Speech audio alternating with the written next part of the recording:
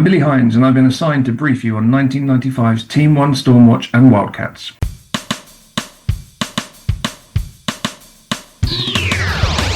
DC Secret Files. DC Secret Files. Dead men in questions and villains so vile. Spectres and manhunters H on the dial. Mysteries, mayhem uncovered in style. Making their way through the pile. One by one we'll go through.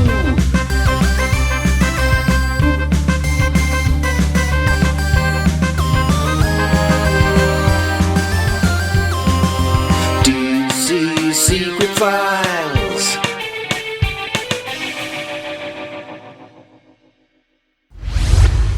With a slight adjustment to the control panel settings at DC Dave's house, I was able to travel instantaneously to Edinburgh, Scotland, but bypassed the receiving teleportation tube at Doug Adamson's home in favor of his workplace. I had to angle my way around a rather frazzled but blessedly inept woman who never seemed to consider my possible threat to basic site security and made my way to the street with ease. Luckily, I have a friendly in the area without any connection to Dave, who's surely in the midst of being questioned by authorities right now. Billy Hines is probably not going to do me much good continuing my exploration of DC Comics' pre-crisis Silver Age, but his background with DC's subordinate imprint WildStorm might have some uses. As it happens, they had a pair of miniseries set in the early 1960s, with characters and concepts that would come to full bloom 30 years later. Given my 1993 through 2011 mandate, it might be good to look at some DC-owned material from the advertised time period, even if DC fans would probably look at Team 1 coverage as an early April Fool's joke being played on them. Welcome all to DC Secret Files, the definitive podcast of the DC Universe, 1993 through 2011. Continuing the mission of Rob Kelly and the Irredeemable Shag's Who's Who podcast, as well as Ryan Daly's Secret Origins podcast, we look at introductory stories and illustrated biographical pieces from the DC Comics catalog, then discuss their merits. Joining me today is another member of the X-Retailers Club, in this case, London's Gosh Comics, who has gone on to become a noted original art collector and overall comics enabler. He's also appeared on vlogs like Tradecraft, and podcasts like our own Dark Horse Presents Aliens, The Spawnometer, and Terminator Now. Please welcome Billy Hines! Thank you very much. Thank you. So the first thing I just wanted to ask you about, you're a little bit different than some of the other people I've brought on the show. A lot of people have camps, like they're a DC guy, they're a Marvel guy, or what have you. But I know you're really an all-around comics guy. Do you have like a home universe, though? Yeah, I mean, I guess it would be Marvel would kind of be the first love. I mean, I kind of started with US Comics with X-Men. To be honest, WildStorm was a part of comics that I really enjoyed. It hit me when I was about 17 or 18. So it was diminishing returns, but I really liked it briefly. But yeah, really, no, not at all. I struggle when people say to me, you know, you tell people that you like comics and they say, who's your favorite character? And it's like, I guess if my favorite artist and favorite writer were working on something together, I'd probably want it to be Batman. And then depending who it was, potentially Wolverine, and then maybe Spider-Man. But I really, there are characters that I like, but it just totally depends on who's doing it. So again, this being the DC Secret Files podcast, what was your way into the DC Universe, and beyond Batman, where are your interests? My way into the DC Universe was Batman. So Nightfall, I was, again, prime age for variant covers and all that silliness. Crossovers, gimmick covers, and more than variant covers. And I loved the covers on Nightfall, and every issue was a kind of slap in the face of like a Sam Keith cover and then a Graham Nolan or Jim Aparo interior. That was a bit of a struggle, but I enjoyed Nightfall and then followed the Batman comics for ages with Kelly Jones and Doug Mensch. And then beyond that, it's been bits and pieces of Superman here. I'm a big Elseworlds fan. I guess that's probably the easiest place for me to bed in with DC, because once they got their rhythm, there were so many specials by really good people. They're all self-contained, and I didn't need to worry too much about it. So never been a Superman fan. Struggled to find a Wonder Woman book that I really like, apart from the current Absolute Wonder Woman. And then, Legion Superheroes, again, a struggle. I really enjoy this stuff vicariously through the network shows. Like the book that means the most to me is probably like the first run of Secret Origins, with so many great little origins post-crisis of all these characters by great people. Did you ever check out Ryan Daly's podcast about that? Oh yeah. I'm working my way through, but it's one of those things I always think about it being mostly good and mostly interesting, and then I listened to it, I'm like, oh yeah, I didn't like that one. Oh yeah, I forgot I didn't enjoy that one. They don't line up quite as neatly in a row as I remember, but I've been listening to them all, listening to people slagging off the Marshall Rogers Batman origin that I really love, the Golden Age Batman one, but I try not to take it personally and enjoy that show quite a bit. With WildStorm, did you jumped on Image early on? Were you a WildStorm guy early on? How long did you stick with that? Yeah, I was an everything guy. I got my standing order for comics was all Image comics, and then I was getting all X books. Like literally, my standing order just said all X books, all Image comics. I had my first job, so I had money, no overheads, and just spent everything on comics. And then one time I took so long to actually pick my comics up that I was sitting on a wall near my house out in the sun, a rare English sunny summer day, looking through these piles of comics, and I was just hitting on like all these Ron Lim Stormwatches and like fourth tier extreme books. It sort of broke my brain and made me realize that I didn't need to get everything to sort of enjoy everything, you know? And so I kind of stopped. But the first maybe 2 years, 3 years of Image, I was all in. So I was there for the Team 1 books. I was there for WildCA.T.s for as long as Jim Lee was, and then the Alan Moore run. And then I kind of ducked out for that kind of Roger Cruz, Brandon Choi type stuff. It was all diminishing returns at Image, I found, but gloriously silly while it lasted. How did you feel about the post-acquisition DC WildStorm stuff? My brain sort of breaks a little bit on this. Like I remember WildCA.T.s 2.0, because that was that was pretty much WildCA.T.s 50, I think, was like the last Image WildStorm book. And that had a little Alan Moore, Travis story in it, a little James Robinson, Jim Lee story in it, I think, and then a little Roger Cruz, Brandon Choi maybe. And so you got that kind of chromium cover, issue 50, and then it sort of stopped. And then the next thing, we were seeing pencils for Travis post WildCA.T.s X-Men Golden Age. And so that was the first WildStorm at DC book that I was really conscious of. And then I did bits. I did Stormwatch PhD, the Eye of the Storm crossover thing, or little sub-universe thing that they did with Sleeper and some other stuff. Stormwatch PhD, and I can't remember the other titles off the top of my head. But yeah, that was, again, diminishing returns. Sleeper was great, 2 full volumes of it, because they were creators who could actually deliver. Sean Phillips could probably do 2 books a month, let alone 1, particularly at that time.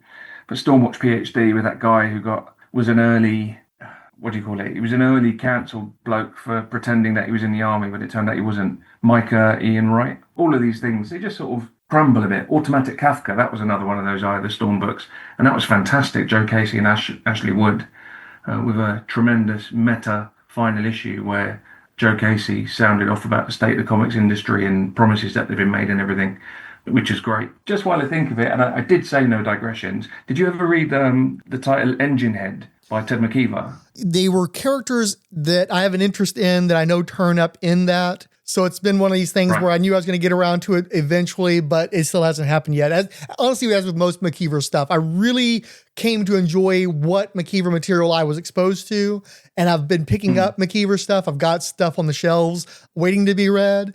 There's a Giffen quality to him, and that, especially now the actual Giffen's gone. Somebody who evokes Giffen is definitely appealing to me, but I haven't dove into it because I'm so involved with my tasks that I've put before myself that I'm not reading for enjoyment, and that's something I'd probably end up reading more for enjoyment. Right. The only reason I mention it, and while I think of it, is because it does the same thing of, it was cancelled at 6 issues when it was promised a longer run, and so the 6th issue is like a total sort of screw you to editorial and stuff, but all in meta text within the story. So worth it for that alone. I love it when the creators can get their digs in some way in print. Little signs in a restaurant or what have you, or just the whole story passing editorial by as being about them.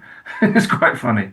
And speaking of Giffen, he did that with his Doom Patrol. Oh, that's right. Yeah. Let's go ahead and get talking about the characters. Saul Baxter, by another name, was created by Jim Lee and Brandon Choi for 1992's WildCA.T.s Covert Action Teams #1. He's a person of short stature, just over 1 meter tall at 3'6". He has dark hair and dresses well, usually while smoking a cigar. Quoting from the first 2 WildCA.T.s issues in the twin miniseries, equipped with a network of government connections and loads of political influence, Baxter helped make Team 1 a reality. But for what reason? It's a secret. His involvement with Hughes Aircraft and the oil fields of Texas, with television, with armaments, with milk and pork bellies and New York real estate and Montana cattle. Then there's the people he's ruined and killed to get where he is. The depths he'll sink to get what he desires. It's all a secret. All of it. No one knows who he is, nor what he does, and especially not his importance to the country. Oh yes, he's good with lies and aliases and secrets. Very good. After all, he's had a long while to learn. Saul Baxter had been putting his fingers in pies since at least the 1950s, when he was shown having a role with the British Space Group,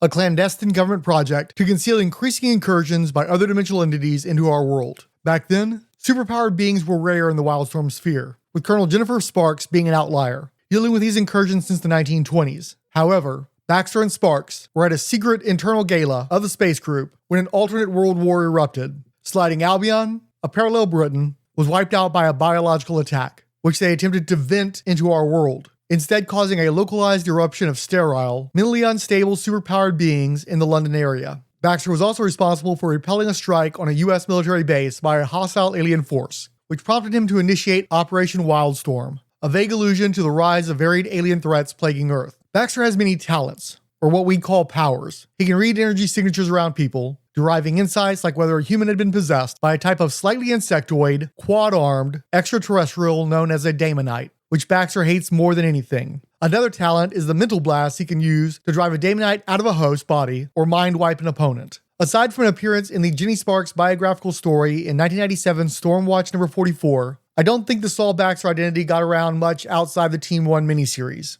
Likewise, no Saul Baxter multimedia, but one of his alter egos was on a broadcast children's program. Our first of only 2 secret file style entries for this episode is derived from January 1995's WildC.A.T.s Adventure Sourcebook number 1, produced in an animation-inspired technique to serve as a reference book for the versions of these characters featured on the CBS Network's Saturday morning cartoon show. It was drawn by Kirk Jarvinen and Jason Moore, with colors by Ben Fernandez and Electric Crayon. It shows the former Saul Baxter standing in a finely tailored tan suit, holding a laser pistol up near his graying head in a James Bond pose. What do you think about the artwork here? As a cartoon adjacent thing, it's pretty good.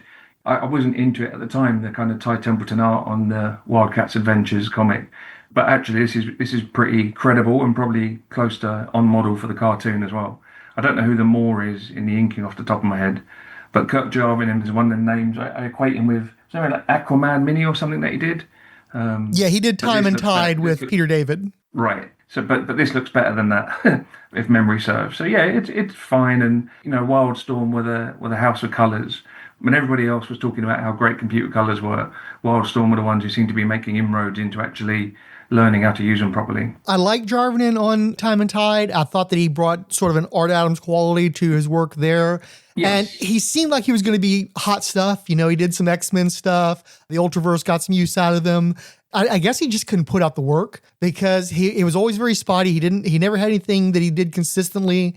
And he just sort of seemed to fall off as the market tumbled. Yeah. No, just definitely a name that disappeared from the map in the early 90s. I'd be really interested to do a bit of a forensic sweep for where a lot of names that you just forgot about. Like, as you look back on these things, it'd be quite interesting to dig in and find out that he started up, he's a millionaire having worked in doing animatics for Facebook or something, unlikely success stories outside comics. Yeah, that's what a lot of these guys did is they saw what was happening in the comic industry and they jumped to doing CAD or worked on video games or animation or that kind of thing. So it's a good chance he ended up doing something like that. We'll actually have somebody who also had that trajectory come up later on as we go along. What are your thoughts about the Saul Baxter character? So full disclosure, and I don't want to go too much into the comics because we're not there yet, but whatever order you're supposed to read the comics in, I read them the other way around, and I found it really confusing because Saul Baxter, remind me, did that come up again elsewhere in WildStorm? Was that ever referenced again? Because it was just so confusing, like even down to him having like black hair. Like I assume if he's like a cherubim, then he's like 500 years old. So why did his hair change colour in the last 20 years or whatever?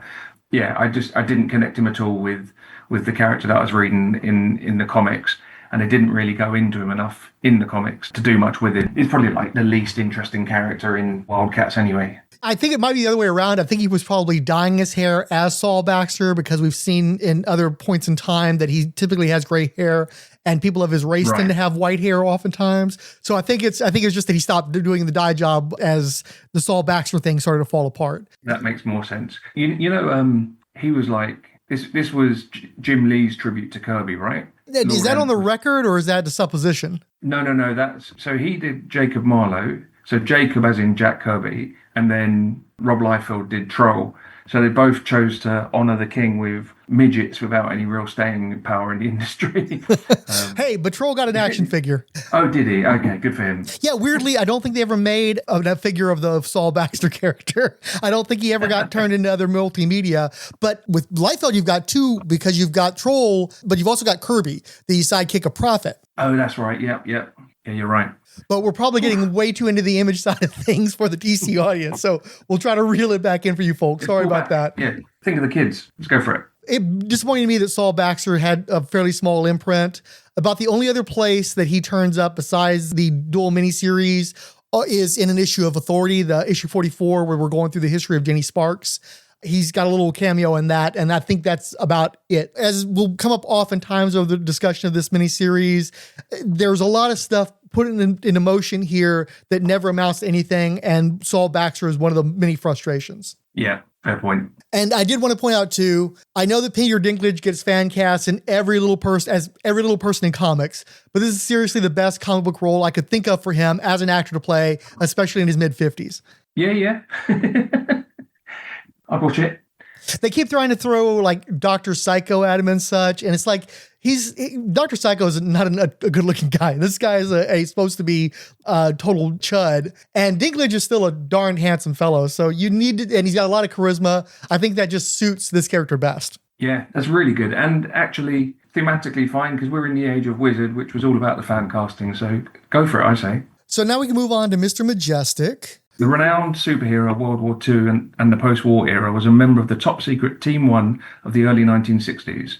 Super strong, invulnerable, and able to fly, Mr. Majestic never revealed that he was secretly a Cherubim Lord, an interesting oversight from a member of a team investigating alien presences on Earth. Though he has recently returned to action, the events leading to Mr. Majestic's decades-long exile have yet to be revealed. The creation of Mr. Majestic is usually credited to Jim Lee and H.K. Prager, or Proger, based on his first appearing in a short introductory story in June 1994's WildCA.T.s number 11. However, most of the early WildStorm characters were co-created by Brandon Choi, while this specific story was an interlude to a main story being written by Chris Claremont, where Majestic was incorporated in the following issue. More probably, Prager was just a hired hand, along with the artist of the short story, Ryan Benjamin. But also, this is Superman knockoff number 499106, so why split hairs? It's probably worth mentioning there was WildStorm, the first series of Chromium cards. The first 9 cards or so were all done by Jim Lee, inking himself, so that's always quite nice. And they were all kind of premieres of characters coming up. If you remember in Jim Lee's X-Men number 1, you got a pin-up at the back showing like things to come. So he clearly had his marketing hat on for knowing that kids go crazy for previews of things to come. And then probably based on the response, he chooses which ones he's going to do, you know? Mr. Majestic first appeared in one of those, along with all the other characters in that Chris Claremont story. So Soldier, Savant, Majestic, and I think there was one more. But anyway, the original quote on the back of the trading card was further to the one that I've just read is, one of the Cherubim stranded on Earth millennia ago, Lord Magistros chose to use his powers more openly than his fellow lords, attacking demonites and other enemies of humanity wherever they lurked. Active as a superhero during World War II, Magistros subsequently chose to live in isolation somewhere above the Arctic Circle. Sound familiar? And has only recently returned to civilization at the behest of Savant. So, again, at some point after World War II, and I don't know when this Team 1 stuff is supposed to be set, but he disappeared to live in his fortress of not solitude until the Chris Claremont story. Lord Magistros of Kara is an exceptionally powerful member of an alien race who nonetheless became stranded on planet Earth centuries ago. His small army of Cherubim castaways had been doing battle with their mortal enemies, the Daemonites, when both camps got stuck doing time on our world. Lots and lots of time. The Daemonites are less humanoid aliens who can take possession of other people's bodies, and thus would quickly come to possess the most influential humans in their quest for world domination. Presumably, Lord Magistros was keeping his head down and fighting the good fight for 1,000 years or so of being a relative nobody before taking the stage during World War II as a costumed hero, Mr. Majestic. After his time with Team 1 in the early 1960s, Mr. Majestic again disappeared, until shortly after the emergence of the WildCA.T.s operatives working under the employ of the Halo Corporation. Mr. Majestic actually appeared on the 1994 WildCA.T.s cartoon, voiced by Rod Wilson, but not in the mid-century context that we're addressing today. As will be the case with most of the art used for characters in this episode, the Silver Age take on Mr. Majestic comes from the 1994 Image WildStorm WildC.A.T.s Chromium Wide Vision trading cards. I tried to find non-gimmick images from these cards, as the highly reflective metallic chromium process is notoriously difficult to scan or photograph, but instead I have a rather rough and funky looking image gallery for this episode. The specific card is number 47, drawn by Tom Raney. It pictures an angry and somewhat traumatized Mr. Majestic flying up stiffly, while a Damonite holds onto his thigh with its smaller set of arms, slashing upward at our hero with its longer set. Mr. Majestic is in his simplest costume, mostly red with white highlights, including a V shape on his chest, belt, stripes on his arms, his gloves, and his cape. I kept trying to figure out if there was some spelling of Mr. Majestic with a V in it, but there's nothing there. I guess it's for belated victory. So what do you think of our Tom Raney chromium image here? I really like it. Tom Raney was a guy who I was aware of from bits and bobs on X Factor. Like, I think he did fill-in or two during the Larry Stroman run, and I wasn't a massive fan. And he's got a weird style that even at the heights of his powers, which was arguably like the Warren Ellis Stormwatch stuff, there's always been something slightly broken about it, but it's quite attractive somehow. There's something that works for it, and I think that this particular image is really quite strong. It almost reminds me of like a Jordan Raskin or kind of Michael Baird. Yeah, there's something to it, but I do like it. And I had all these cards, and I got rid of loads, and I think that was one that I chose to keep. Not because I particularly like Tom Raney or Mr. Majestic, but just because the card is cool. Yeah, I've got a few of these that I got as singles or prototypes, the promotional cards and stuff. But I don't have a ton of these oversized chromium ones, in part because you had to get special pages just for them. So most of these were fairly new to me. As far as Tom Raney goes, I do think he did some work on Alien Legion, which Larry Stroman got his start on. He definitely did a run of Uncanny X-Men. I've always loved his style. I really like his stuff. I agree. I can see the Jordan Raskin qualities in this particular image. And certainly he's evolved over time. I think that he's at his best currently as far as what he's able to do as an artist and the consistency of the quality and such. He definitely had some proportion issues, I think, earlier on in his career. But I've just always really, really liked his style, and I was always happy to see him on stuff. And I'm actually kind of surprised that he wasn't enough to get me to try Stormwatch once he took over that book. I think because by that point, I was fading out of WildStorm and wasn't looking to pick up a new book. But I was very Stormwatch curious in large part because of his presence there. Yeah, he did. I can't remember which issue it was, like 41 or something of Stormwatch. There were like 3 variant covers, and one of them was like an EC style Wallywood Mars Taxi type cover that he did. That was particularly nice. But I was reading Stormwatch from 37 when he came on it on a mostly regular basis. He's never been the most regular guy. But yeah, really, really liked it. And you've just given me sort of flashbacks to a blind spot. Like my brain chose to block out all the Uncanny X-Men from about 289 through to about 310 with all that sort of Scott Lobdell stuff and Brandon Peterson and these two, the issues you're referencing are like the Morlock tunnels or something. And I just couldn't take it at the time. Yeah, he did all that stuff with Colossus's brother and everything. A lot of the Bishop stuff was happening in that time period. That's part of what I liked about it, is I really hated what was being done on Adjectiveless X-Men with Jim Lee. I just felt like it was a bunch of action figures being moved around, where I felt like they were still trying to tell stories in Uncanny, and I thought that was the better team selection.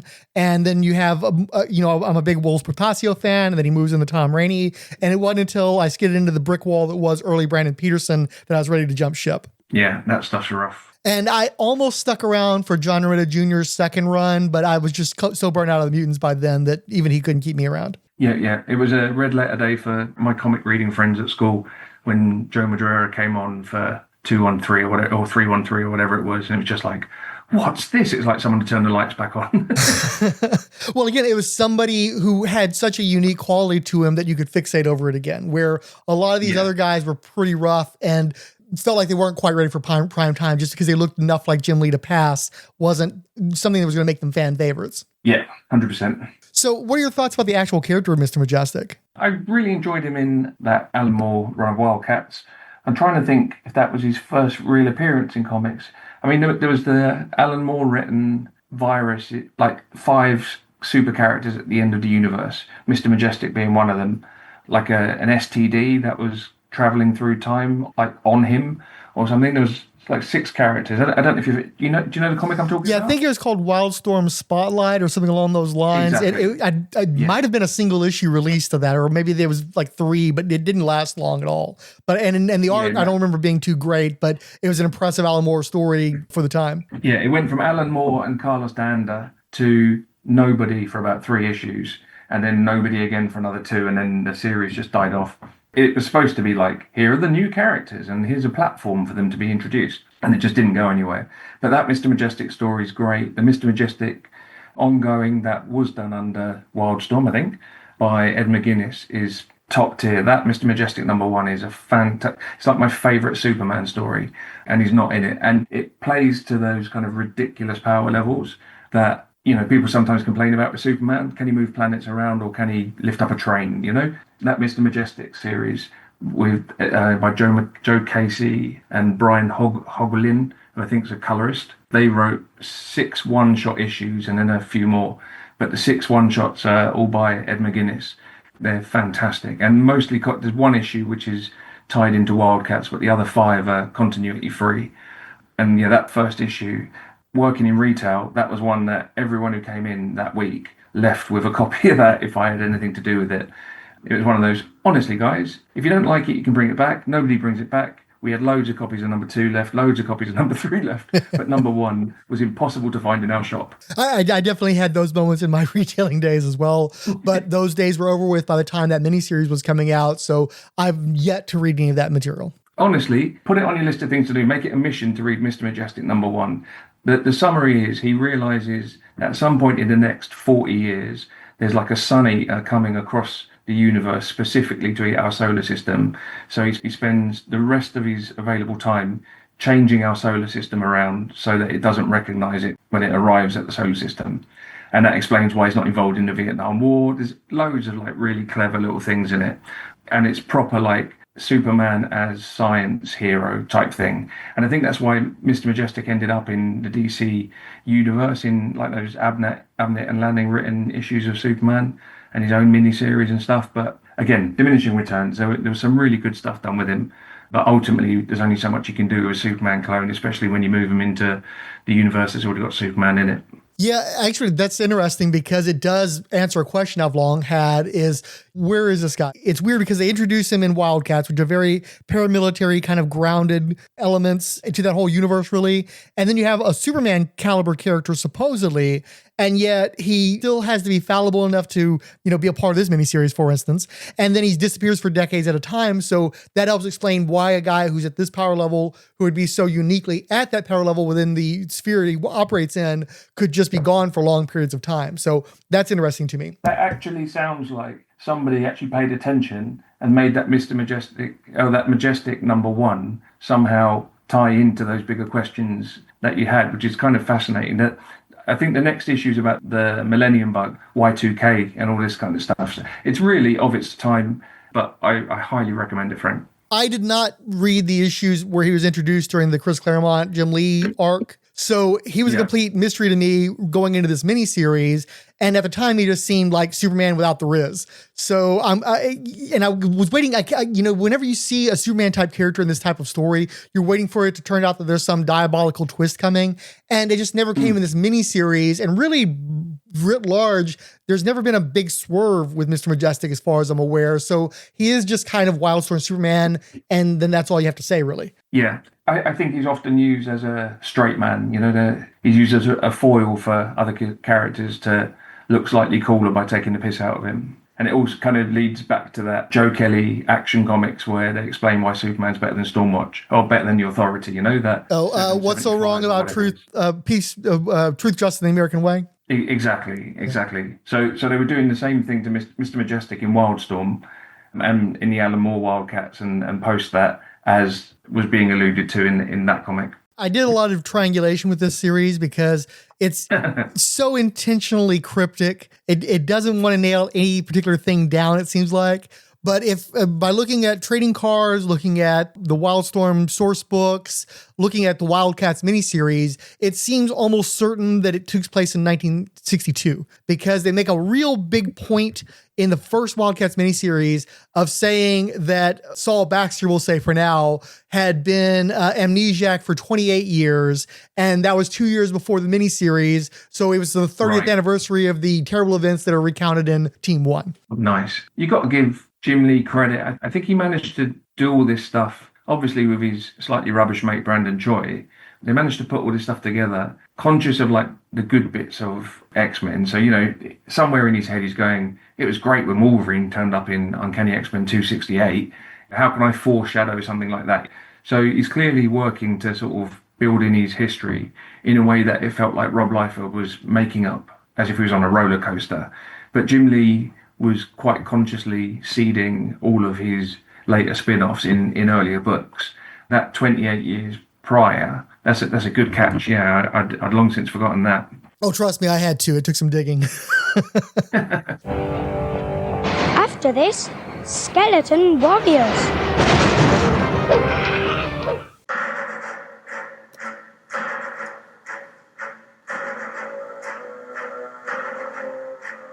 So you want me to tell you the story of my life? He was the only survivor of the accident. Do you mind telling me who the masked man is? And you have no idea who I am, do you? Has he said anything about what happened? I'll tell you my story. I'll tell you all of it. Now that we know who you are, who is my daddy, and what does he do? I know who I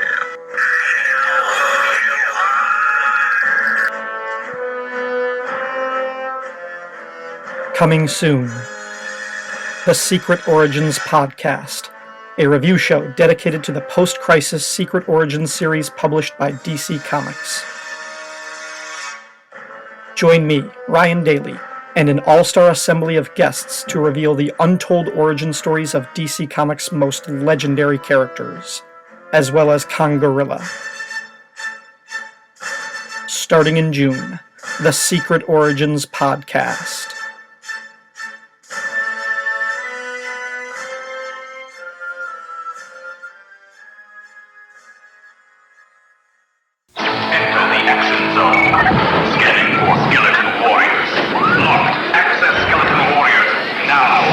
Weekends at 10 and 1 enter the fiery world of the Skeleton Warriors. Lightstar, Grimskull, Talon, Guardian, Defenders of the Light, Keepers of the Crystal, standing strong against Baron Dark's apocalyptic ambition. If we fail, I fear for Luminicity and the entire world!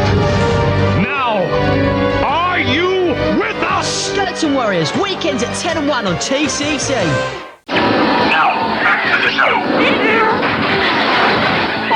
Let's go ahead and look at the covers for Team 1 Wildcats number 1 and Team 1 Stormwatch number 1. According to Mike's Amazing World of Comics, both Team 1 first issues bore July 1995 cover dates, with the Stormwatch half released on July 20th, 1995, and the Wildcats half a week later on July 27th. They feature a $2.50 US cover price, with Jonathan Peterson listed as supervising editor, Sarah Becker as assistant editor on Wildcats, and Bill Kaplan as editor-in-chief on Stormwatch. Both covers are by Jim Lee, and they connect to form one image, with Stormwatch at left and Wildcats at right. The background is all coloring, mostly sunny oranges, but the right side indicates that there may be a mushroom cloud either forming or waning. The characters on each cover align with the books they're associated with, and everyone's jumping into action. The one exception is Mr. Majestic, who is flying while smiling at the reader, and he dominates the Wildcats cover. Since this is a DC podcast, I don't see much point in listing a bunch of other characters that we're probably going to be introducing to you in this episode, but just know the Stormwatch side is densely packed with lesser characters, especially the aging soldier Regiment, whose whole existence is pretty much summed up in these 4 issues. Did you buy this miniseries new? Yes, I would have done. Not that I remembered reading it on rereading it for this, but it's right in my time zone, you know, so yes, I did. And then for me, after quitting the X titles, I was sampling universes in the early 90s and used Alan Moore's Taking Over Wildcats as an excuse to commit to the WildStorm Rising crossover event. Since Team 1 launched around the same time, I scooped it up as well. Whenever I think about this cover, though, I only remember Mr. Majestic and a bunch of other guys in the background bounding an empty space. the Jim Lee-ness of it all makes it hard to recognize or otherwise differentiate the characters. What do you think about this cover? Yeah, the Mr. Majestic on the Team 1 Wildcats just dominates the whole thing so much. And of course, at the time, I would have thought that was Spartan jumping in behind him. And then you kind of like sort of Spartan, probably Emp, and then maybe Zealot on the Wildcats half of the cover. So it actually looks very much like a Wildcats cover. And then you get the kind of bait and switch that inside none of them are who they appear to be, apart from Emp, who's the one you probably care least about. Yeah, and then of course on the Stormwatch side, you just have all these dudes, and they all look like Jim Lee dudes, and they don't mean anything. They certainly didn't mean anything to me at the time. They don't mean a lot to me now. Yeah, it took me a while reading Team 1 Stormwatch to realise that I'd forgotten that there was a whole thing with Battalion from Stormwatch having an older brother who was also some sort of metahuman. So reading this, I at the time I would have been like, oh, it's his brother. But reading it now, I was just like, oh, it's the guy from Stormwatch. And then the penny dropped that I was looking at the older brother rather than the main guy from Stormwatch. I've always loved Jim Lee inking himself. I've got friends who will argue that I love Scott Williams as well. But I've got friends who will argue the toss that Jim Lee is a better inker for himself. And I don't know that I'd go that far, but it's refreshing to see it once in a while. And the Stormwatch 1, 2, and 3 covers, I think, were him on his own. And these are Jim Lee on his own as well. And it does make it a little more organic, although that computer effect background thing is lazy as. That's incredibly dull. In my peak Jim Lee fandom was probably like War Journal and into the Uncanny run, not so much the Adjectiveless run. And somewhere in the midst of that time period, there was an Amazing Heroes issue where he was doing character sketches, early designs for Omega Red, a prototype version of Deathblow, and that was him inking himself. And I could see there was a marked difference between when he did his finished artwork and when somebody like Scott Williams would finish him. I thought it was really interesting in that context, but generally speaking, it's not truly Jim Lee until Scott Williams finished inking him. And then he's not even necessarily my favorite Jim Lee inker, but the platonic ideal of what Jim Lee is involves Scott Williams, I think. Yeah, no, absolutely. But I mean, I got that Jim Lee DC Artist Edition, which I knew was going to have a load of Batman Hush in it, which I really don't care about. And I knew it was going to have a load of Superman in it, which I don't care about. But I'd seen a few images from it, and I picked it up just because it was on sale and it was all fine. But there's some images in that totally live forever in my brain, like the Deathblow covers that he inked all of those himself. One of which was a poster. There's a cover with this huge hulking Deathblow with a nun stood in front of him. And for some reason, my sister took fondly to that, 9 years older than me, so she'd been about 30. But she had this Deathblow poster on her wall because it was Deathblow protecting a nun, and she saw like the symbolic part of the design of it. But there's a wicked image in there where it's Gen 13 versus a T-Rex, and it's Jim Lee basically had seen that J. Scott Campbell and others had been drawing dinosaurs, and he kind of felt the challenge of it. It brought out the competition in him. So he did this pin-up that appeared in some WildStorm anthology at some point. But ever since, I always enjoy seeing it, but I'm totally with you. The platonic ideal is those incredibly slick lines of Scott Williams. And I think that's that. You ready to move on to Blaize? Yep. So Blaize, a member of the US government's early 60s covert task force, Team 1, Lucy Blaize was a highly skilled combatant, as well as being one of the high-ranking intelligence operatives in charge of selecting the team's membership. Among the many secrets the mysterious Blaize kept from the government was her romantic relationship with Team 1 mission leader John Colt. Leaving government service after the breakup of Team 1, Blaize has succeeded in keeping her whereabouts a secret to this day. Lucy Blaize, by another name, was created by Jim Lee and Brandon Choi for 1992's WildCA.T.s Covert Action Teams #1. She's basically a cross between the Silver Age Amazon Wonder Woman that is embedded in US military intelligence and the Bronze Age depowered globe-trotting adventurer Diana Prince flavor. Despite having a noted history with Saul Baxter, the relationship was tense in the 1960s, with Baxter having to repeatedly coax Blaize into staying with Team 1 until it was fully operational. This included their both manipulating and tolerating Miles Craven, the odious, misogynist official head of the team. Blaize, with an I and a Z, is among the more famous and well-traveled WildStorm characters, which makes it difficult to nail down which, if any, appearances outside of the Team 1 miniseries relate to this period persona. And I doubt it's very important, so I'm not going to bother. Lucy Blaize hasn't made any media appearances, to my knowledge, but as with most of these characters, put a pin in that. Our art is derived from a cruddy-looking and heavily manipulated image from 1994's WildCA.T.s Chromium Wide Vision Trading Cards, number 44. As drawn by Tom Raney, Lucy Blaize appears to be demonstrating penis envy, holding her ornate sword at crotch level while standing stiffly, with all muscles and limbs gravitating toward that metal boner. Her black hair is flowing against the blue sky, with a red headpiece keeping it from going too wild. Blaize is in a mostly white, lightly padded uniform with red knee pads. In my notes, I made a point of making a crack about the artwork by Tom Raney, the birth and hips, because this is a womanly looking Blaize, which is weird when I look at the Jim Lee mannequin that's on the cover of the first issue. And really, even in the miniseries itself, she's just drawn like your typical bad girl from the early 90s. And it's weird how womanly she is here. And I'm wondering if maybe he knew more about what was going to happen with that character by the time he rendered her here and was sort of reflecting that. Yeah, I just think Jim Lee doesn't have another mode for drawing women, you know? It's unfortunate. As versatile as he is, there's something that he just is built into his DNA that has a certain samey quality, no matter how much he tries to juice somebody up. Even like Savant, she's got short hair and she's a bit short and she's supposed to not be gorgeous, but she just turns into like Willow from Buffy or something, where she's the gorgeous nerd. You know, he can't not do gorgeous. His default is Sports Illustrated swimsuit issue for every woman he ever draws. This Blaize on this Wildcats cover is perfectly, I mean, she looks slightly ridiculous. The headgear is silly. How big's her hair? What is that on her arm? Is that a shield? Is that there's some sort of spiky thing stuck to her shoulder, stroke back? I don't know what it is. But the Tom Raney one is a lot more credible, a lot more interesting to look at. Even down to having like really curly black hair, like she's Greek, like Electra or something, rather than just generic long hair. There's a strong Kevin Nolan vibe here that you don't necessarily see in all of Raney's work, but I think that that's definitely part of his underpinnings. I think that's part of what I love about him is those Kevin Nolan qualities he has. Yeah, totally. And I go again to Jordan Raskin, but that may well be because Jordan Raskin was supposed to draw that Ripclaw book that Kevin Nolan inked the cover and the first 4 pages of. There's like a Venn diagram, there's like an overlap that I can't get away from. So we may be agreeing. As with Majestic, it bums me out that we have a potential period analog for Wonder Woman to take her place in the post-JSA 1960s DC continuity, but full integration of the line never seemed to be in the cards.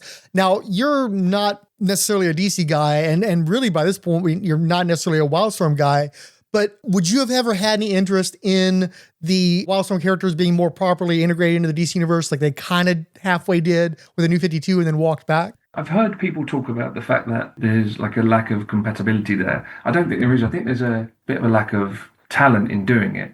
I'm sure the right people could come up with like an imprint or whatever. They did some weird stuff in the New 52 with who they chose to put in and where they chose to put them.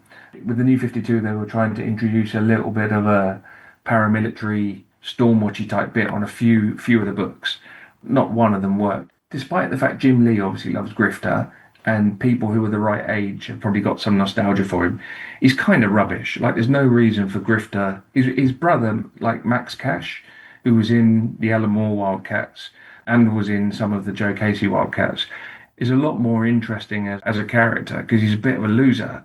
And that would be a lot more compelling to stick into something like Suicide Squad than this constant attempt to try and make Grifter's ridiculous mask a viable thing, you know? Even when Travis drew it in Wildcats 1, there was a scene where he had to be upside down, so he drew the mask but had straps around it to hold it into place. And then it actually looks half decent because it looks a little bit paramilitary and like a face mask, as opposed to like a do-rag that's fallen over his face.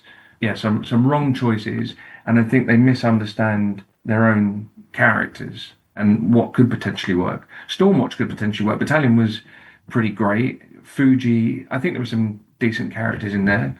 But what did they do? They chose to replace the majority. Remind me but they chose to replace the majority of them with DC characters anyway. Yeah, for the most part, it's true. Yeah, it just didn't make a ton of sense why they were even bothering to recycle the title if they weren't going to use the characters. And my thing is, it was interesting. Jim Lee was doing, really with WildStorm, he was mostly doing cool modern versions of DC concepts anyway.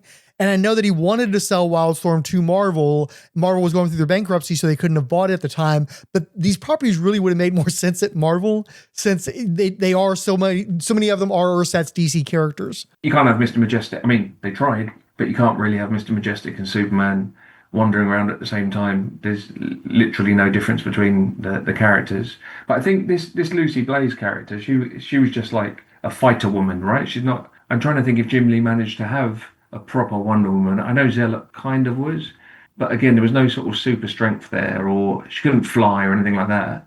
I don't think Jim Lee quite went with a Wonder Woman. He just had a race of Amazons. What do they call them? Coda assassins. But none of them were superpowered. Yeah, I feel like there's more Elektra in Zealot's DNA than Wonder Woman ultimately. Yes. But my thinking, it always drove me nuts that you had the World War II DC heroes and then this monolithic amount of time that's ever expanding between those characters and the quote unquote modern DC characters.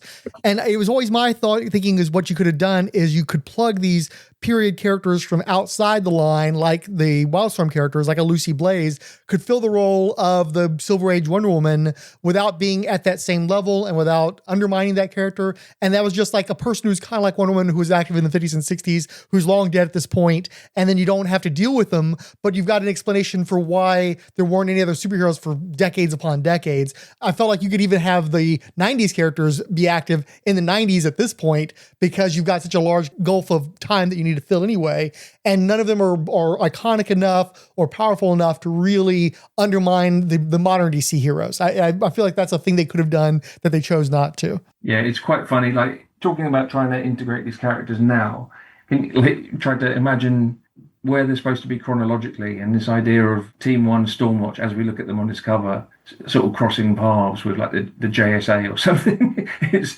so absurd.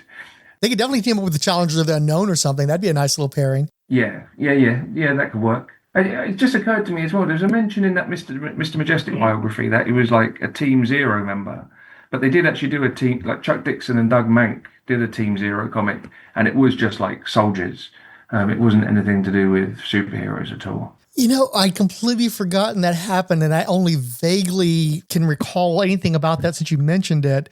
Because obviously you've got Team 7 in the 70s, but yeah, you're right. There was like a Team Zero. I forgot all about that. It was just like proper Doug Mank, furious looking soldier men. I don't know. This isn't very good listening, but I have a vague recall that like Slayton was in, like that character Slay here was in there as well. Like must be like 150 or something. But anyway. But let's put a pin in that one. Yeah. Okay. So how about Colt? He's kind of interesting, so let's go. America's greatest fighting man of the late 50s and early 60s, John Colt was a natural to lead the government's covert task force Team 1 in their mission to investigate a secret alien threat to Earth. Teaming with his lover, Lucy Blaize, and a select band of other heroes, Colt put aside commie-busting for the duration and took on the menace from beyond the stars. The results of Team 1's mission, Colt's exact role in it, and his final fate have been classified for over 30 years. They're quite difficult to read once the text starts to go over the crappy design elements from the 90s. Say it with me, folks. John Colt, by another name, was created by Jim Lee and Brandon Choi for 1992's WildCA.T.s Covert Action Teams #1. However, James Robinson has been credited in WildStorm materials for having created the Colt version of the character. The writer has stated that it was his attempt to harken back to the fearless, two-fisted heroes of the comics of the 60s, but with a modern WildStorm twist. America's most patriotic hero might have been a household name, but John Colt was just one part of a tortured character history. You could argue that he's been in a few hundred comics, or less than 50, or maybe a dozen. Regardless, the Team 1 miniseries was his primary story space as John Colt. Has John Colt had a media presence? What do you think? For the third time so far, we're dipping into the 1994 Image WildStorm WildCA.T.s Chromium set, card number 43, drawn by Tom Raney. Against a waving American flag background, John Colt waded into a fire with a solemn face, fists swinging around the midsection. The strawberry blonde man of action is wearing a blue button-up shirt with short sleeves and matching leather gloves at the wrist. He has red chest straps over an undershirt with khaki pants. What do you think about the art on this one? Again, I think it's great. The art that he does in here, as much as I like Hilary Barta as an inker, this just makes me wish that he'd maybe inked the whole thing himself or had an inker that was more sympathetic to this style, assuming that this is kind of his real style. But it is, of course, also possible that he just pulled out this more illustrative style for the trading cards. But yeah, I really like it. You've got some interesting exaggeration because there are elements that are fairly realistic, but the proportions are a little bit off to make him a bit more bigger than life. And there is a little bit of a menacing quality to his expression too. So there's a lot he's playing with here, and I do enjoy it. It's not the Raney that I would picture in my mind if you asked me to picture what he looked like. And obviously I have to factor in that he was getting inked on most of these projects. So obviously those people had their influence over his work. And that's part of the reason why it varies from project to project. This is like pure uncut period Tom Raney, which I'm not used to. I do like it. It's definitely interesting. I think it's really well composed. It's a great looking design. And he's managed to sort of, by choosing the angle he has and putting that little bit of smoke over the bottom, he's managed to obscure the slightly ridiculous jodhpurs that the character wears. Right. So the Spartan. It's hard to pull off heroic figure in Jodhpurs. So you just expect the worst out of him. He might as well be drinking milk, and it's like, oh, what does that mean exactly? Is this a code for something? Is this a dog whistle? I'm nearly 50, but it's the first time it's occurred to me to try and think about what the point of the sticky outfit on Jodhpurs is. So I will be looking that up when we finish recording. I guess if you have to glide a little bit, if you jump out of the plane, I don't know. So this character always drove me kind of nuts. And he only makes sense within like the paramilitary, slightly elevated sci-fi-ish field of WildStorm. He doesn't really work within a superhero context because he's not powerful enough. They talk about him in some of the auxiliary materials where he's sort of like a Doc Savage kind of pulpy hero. And so I'm like thinking that he's supposed to be from the 30s. And there's, again, like the Oddfurs, you think, well, okay, that indicates 30s. But then within the context of the series, he is supposed to be a man of action from the late 50s, a commie buster, as they put it. I don't even know why he's this big of a deal, considering that everybody around him is more powerful than him. We don't see him act as a particularly good leader. We don't see him doing anything physically that we don't see Lucy Blaize doing elsewhere. I don't know why they make such a big deal about this dude. He just doesn't, and especially in the broader sense, as we expand the WildStorm universe, I don't get why this guy means anything to anybody. He should probably just be another one of the grunts. Yeah, I think it's an effort to create some legacy around Spartan. I'm vaguely recalling now, like I think I mentioned in the notes that like the costume design, but I've a vague idea the mind of Colt was somehow encoded into Spartan as well. Like that was part of, as well as Spartan looking very similar to this guy, Spartan on the Wildcats was also somehow encoded with John Colt's memories. That's in my brain, and I don't remember where from, but I'm pretty sure that was a thing. So I think trying to make this character super cool was just retrofitting Spartan as being cool, which of course he never was either, because they made him a robot, so they were able to keep just destroying him all the time, which, who wants to see that? You've got Glory under the Liefeld banner, who is very much Wonder Woman for that set. You've already got Supreme, who's very much Superman for that set. And then eventually they rented Fighting American to be their Captain America. I think Colt was supposed to be WildStorm's Captain America, and they just don't quite get him over the line. Yeah. Here's an idea. Give him something to hold in his hands. A sword, a shield, an axe, a flag. Like, give him something. He just looks really odd. Like you said, the Doc Savage reference makes sense because he just looks like a man who runs around punching men. He doesn't carry a gun. Is there a reason he doesn't carry a gun? Does he take other people's guns when he's fighting them? I mean, he's missing something that explains how he does what he does. He's just a bloke in braces. Really, and jodhpurs, of course. At the end of the day, he's wearing suspenders. That's always going to be a demerit or two. Exactly. Yeah, sorry. Braces for me, suspenders for you. So we can look at the second issue covers by Tom Raney. Let me just jump to those.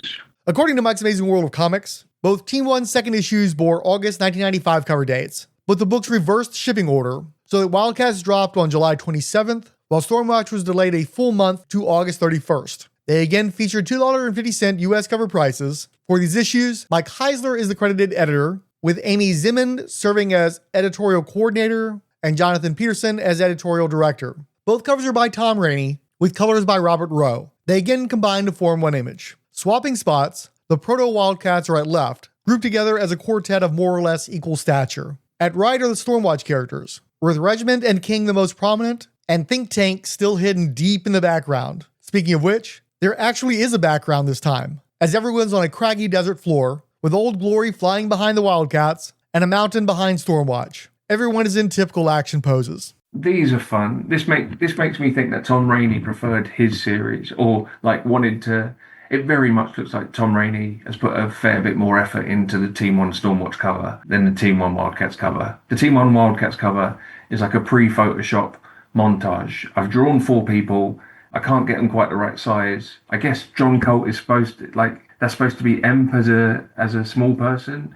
So maybe that's why John Colt is much bigger, but he doesn't look like a small person. It's just rubbish. But the actual Team 1 Stormwatch cover is a pretty strong composition. Well, I mean, there's a background for starters. That's always a plus when you've actually, you're not leaving the colorist to throw some oranges around to make it seem like there's something going on around your characters. Yeah. You got that big flag that always makes me feel something deep inside. It's a stirring whenever I see old Betsy. I don't know why Mr. Majestic and the Stars and Stripes. Yeah, the WildC.A.T.s one is rubbish. Team 1 Stormwatch. I think that tank thing helps tie it all together. The Think tank. The Bendix. Yeah.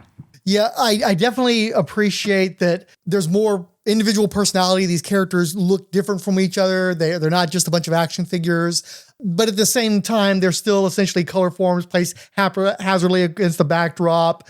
It's amazing how completely a giant mech like think tank can conveniently disappear into the deep background on both covers, though, and neither cover in any way is period evocative. This is something from the 90s, not something from the 60s. Totally. And to lean into the color form thing, the different kind of foreshortening and perspective on each individual so that they don't hang together in any way. I would almost suspect that he did sketches of each individual character and then move them around on like a light box to try and come up with some kind of composition for them. You know, that would make sense, actually, yeah. As we look at it, it just looks too much like a terrible modern movie poster. Right. Yeah, and again, it would make sense of why in those time periods you couldn't just resize them easily. So he drew them individually, and it's like, okay, well, I stick this guy over here. He looks like he's coming forward from the other guys, and that's why he's bigger than everybody else. I think you called it. But drawn quite well. I like the lines, and I say textures, the padding on the battalion's brother, and those kind of costume elements. There's something I quite like about the Stormwatch one that I don't like about the WildC.A.T.s one, of its time and a joined up cover to make sure that you buy both these books. It's the 90s. It's pretty. It's vacant. You know, you can't think about it too deeply, but if you just look at the pretty drawings, they are pretty drawings. Yes, agreed. And then we move on to Slay, who does not have a card for you to read, so count your blessings. Slay was created by Jim Lee and Brett Booth, though this specific version was designed by Lee. As noted by Tom Raney, this is the earliest incarnation that we've seen before he was involved in Team 7. He's got a crew cut at this point because he's military, a special forces group attached to NASA. Pretty much all of Jim's designs are fun to draw. In text material at the back of an issue, Marc Slayton is described as a former Air Force Air Rescue Commando. Elsewhere, in World War II, he was recruited for a mission to be led by that era's death blow as an intelligence specialist. No rank is seen until the 1960s as an Air Force colonel, working as part of the Extraterrestrial Threat Squad Team 1. Except he's called Sergeant Slayton in story, but who cares? So clearly this Slay guy goes on to other teams, and is more or less the same dude who will ultimately appear in a couple hundred comics, even one where he had top billing over Spider-Man. But for now, let's stick with the Slay of the 1960s. As with Saul Baxter, the Team 1 Stormwatch miniseries opens with a focus on one character.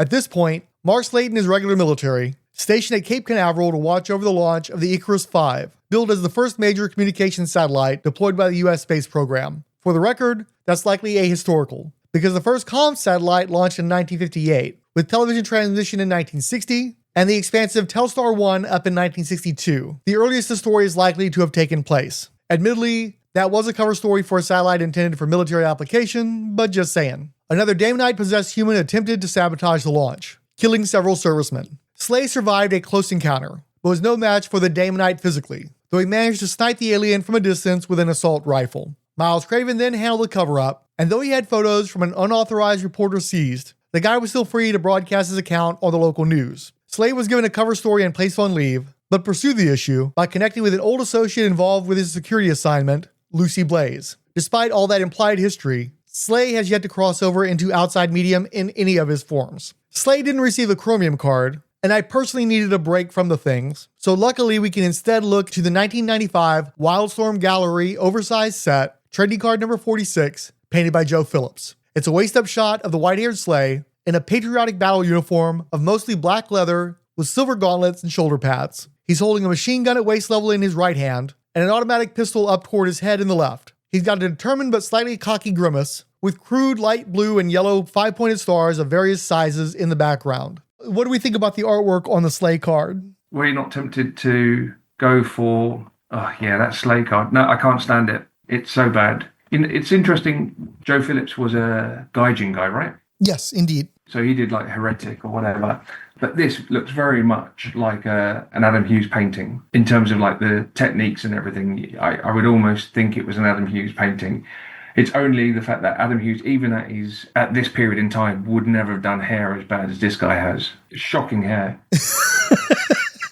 Adam Hughes was pretty far in advance of the other Gaijin guys. You know, he actually had a professional career seemingly before that studio ever got started. I think that they were learning from him more than vice versa. But yeah, sometimes you don't quite get the full lesson plan. I don't mind this artwork nearly as much as you did. I really like the goofy elementary class stars in the background. And it's kind of funny because it seems like it's taking a little dig at the rah-rah patriotism of this character with his dumb sleeves, Old Glory sleeves and everything. It's not going to make my final round favorites or anything. You know, I think what I find quite offensive is quite a strong word, but let's go with it. What I find quite offensive is that he doesn't look in any way, shape or form cool when everything about everything in this era, and particularly Image Comics, was attempting cool. And I can't imagine a world in which this guy's cool. He looks like the terrible bloke from The Office who tries to steal the guy's girlfriend in some 90s comedy or something. You know, he just looks like a Yeah, I kind of feel like this is an instance of Joe Phillips trying to give the audience what he thinks they want and not being true to himself and what he wants to render. So it's like, okay, this is what the guys want. Let me pull out the big guns and the dumb armor and everything. And he's trying to sell it. And then I think he loses interest partway through, and that's where the stars come in. Yeah, and I think Joe Phillips was he was a gay man. And I think this is a kind of an attempt at like a beefcake. If you transpose, this would be comparable to an Adam Hughes Wonder Woman image, I guess. But yeah, by the way. Yeah, Phillips takes it a lot farther later in his career, so he feels a little frustrated here. I don't want to get too much into the character of Slay, because what is there to really talk about? He's just another grunt on this team for the most part, except that he's one of the ones who's fighting over leaderships. That's basically the only thing that helps to differentiate him from anybody else on the team. But he is it's Backlash, right? Yeah. Yeah. So it's really odd that he gets so little shine in this book when he had like a really quite successful monthly book with a regularized, not one I really cared for, but it's kind of odd that he's such a sort of tertiary character in this series. Well, I mean, they do give him several instances of him getting to be the tough guy who stands against Regiment, and you know, he's beating up some fellow military guys. I don't remember which division he was in. So he gets to show off his physical prowess, and he is the one who pushes himself onto the team. He has the meetup with Lucy Blaize. So he gets a lot of screen time. I just don't think that he is compelling enough to, like, again, he had all that screen time and you've already forgotten. So that tells you how effective that was. Yeah. But I mean, we'll get to the book. So on to Mason, who unfortunately does have a card back. Okay. Yeah. I mean, this guy. One of the American intelligence community's top cold warriors in the early 1960s, Mason was recruited to be a member of Team 1 International Operations Elite Task Force investigating a suspected alien presence on Earth. His bebopping bad boy personality, oh my goodness, made him a unique member of the espionage community.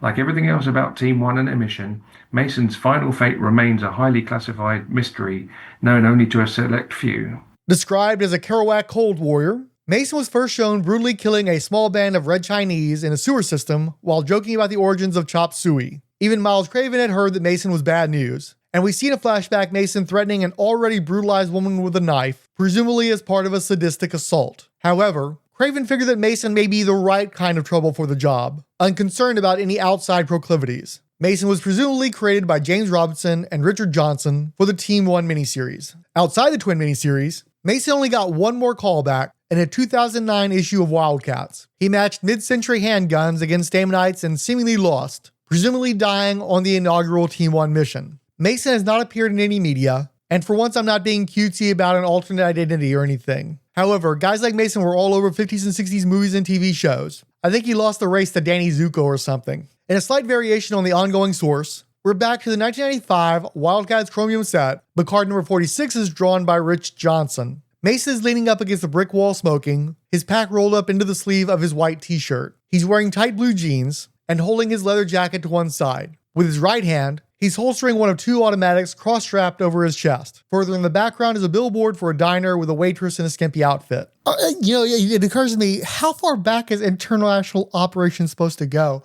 I would have thought they maybe were starting out of this, but they're talking about it like they've already been around. And it occurs to me that you've got Miles Craven throughout the book, and I think he was always part of international operations. So, I mean, was this something that goes back to the war or the 30s, or do you have any insights into that? Because I don't.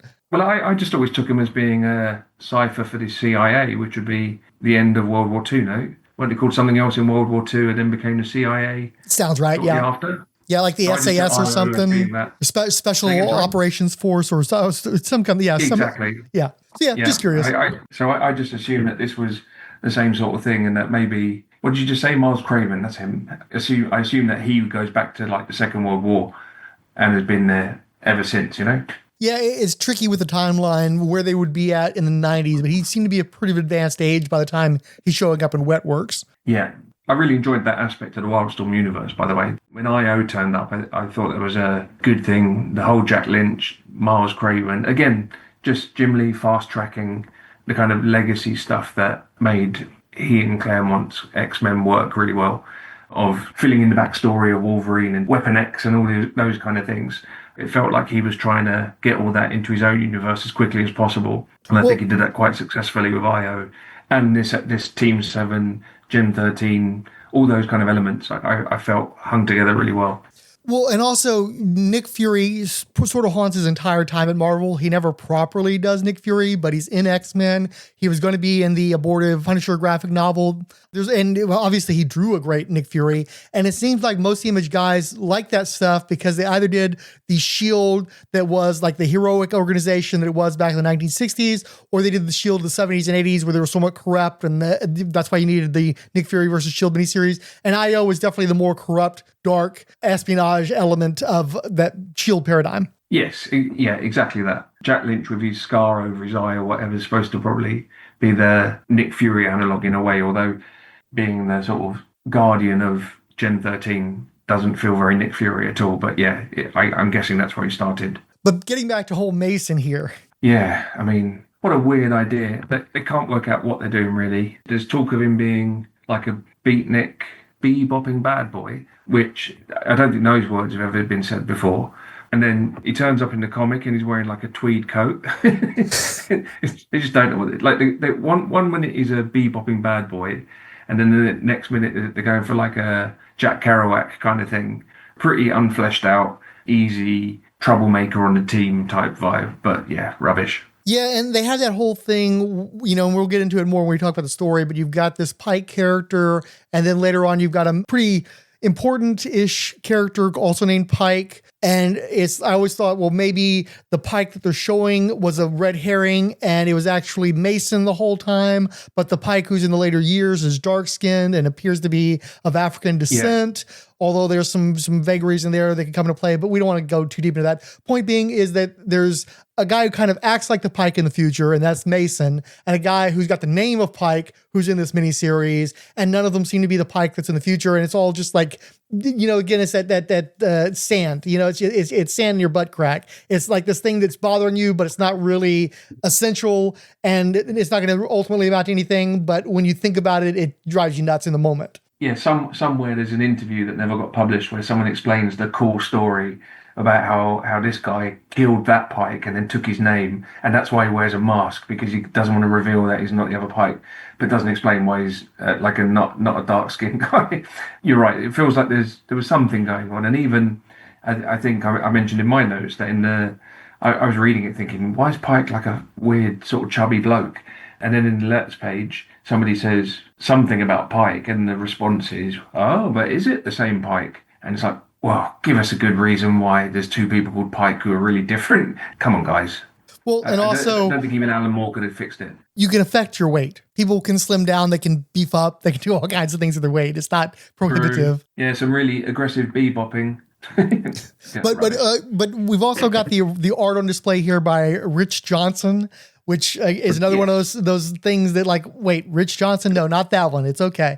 What do you think about his artwork? Pretty credible, considering that, generally speaking, he was a name that turned up on the more rubbish issues of WildCat. So he would, I think he did end up having books in like later WildStorm miniseries, perhaps. But he was someone who was always like background assists, Rich Johnston, and it was always that when the issues of Wildcats where it looked like Jim Lee was phoning it in, you'd sort of flip back to the credits, and then there'd be like a little basket full of about 8 people that had helped out on the artwork. And Rich Johnston was always in there. But yeah, this actually is pretty reasonable for someone that I don't think anything of at all. Reminds me of Jeff Johnson a bit.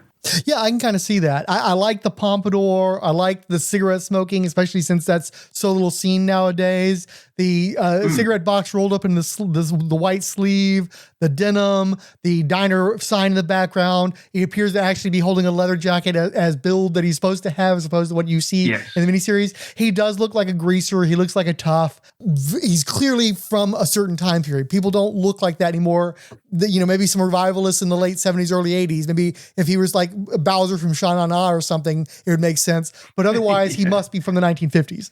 Yeah, no, it's good. And the anatomy is good, like the kind of double lighting on the art, like both the arms, that kind of the line along the muscle where the bone is on. It's just all really, it's a really quite a solid drawing. Now, these messages.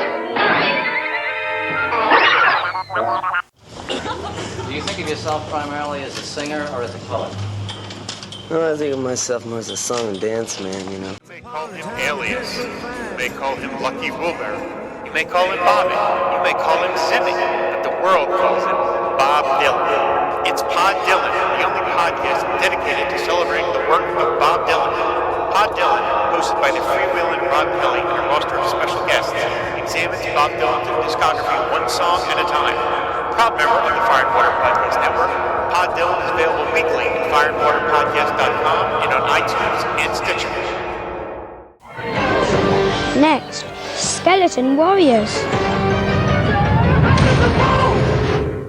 Know this, young prince. The skeleton warriors are led by foul men and dark and will stop at nothing. Once they were men, but served a force so evil it devoured everything, leaving only their bones. They are advancing towards you, young prince. Oracula, armed to the teeth. Dr. Cyborg, the high-tech horror. The slow but dangerous dagger. All of your allies have fallen, save Lightstar and his companions. Skeleton warriors, they're bad to the bone. All Wildcats. Lost. Access Wildcats now. On to our next profile. As described by miniseries Backmatter, Think Tank is Henry Bendis, a brilliant young man with more talent for machinery than people. The hyperverbal nerd had leads attached to his temples so he could mentally pilot a mech on treads. An awesome arsenal at the forefront of modern fighting technology. Unfortunately, Miles Craven had no consideration for the delicacy of his cerebral link and nearly fried Bendis' brain ordering alterations to the tank without telling him. As I recall, Bendis is not one of the people who has to deal with Craven after this one operation. Stephen T. Seagle noted, "For me, Henry Bendis functions as a metaphor for the rapid change in technology and how it's perceived. As Think Tank, he's a 1960s state-of-the-art computer fighting machine, a symbol of better living through science. As his story continues though, he loses that personal touch and becomes Weatherman 1, cold and calculating like the technology he's embraced in the 90s. As previously noted, we're pretty much done with Think Tank after this miniseries, but Henry Bendis is a mainstay of WildStorm continuity from this point on. Oddly, no chromium for Think Tank, who instead appeared in the 1995 WildStorm Gallery set, card number 52, painted by DC favorite Jerry Ordway. It's a head-on shot of the tank barreling through a blasted-out wasteland, doing some blasting of its own, with Henry Bendix visibly behind a large windshield. So this is really a change of pace from all these chromium pieces we've been seeing. There's a little bit more proper artistry on display here than we could manage to convey through the metallic arts. Hot off his massive non-selling run of his own comic WildStar, we managed to nab Jerry Ordway to draw a character that you'll never see again in any other comic. It's like everything about it is capital loser, right? It's actually a pretty nice painting, but just shows that the character design is kind of quite odd. Jerry Ordway probably put more thought into his character design than anybody else has done before him. Well, you're reminding me, I got Alan Davis draw Huntsman for my Image Jam, and the entire time he was muttering and complaining about how the guy's costume made no sense and trying to figure out what the heck Jim Lee was doing because this thing didn't connect to that thing. And he was just the entire time, he was like, you could tell he wished I had not asked him to draw this particular character. And I'm sure Ordway probably had similar misgivings. Yeah. Jerry Ordway's like, so who's drawing the leather jacket guy?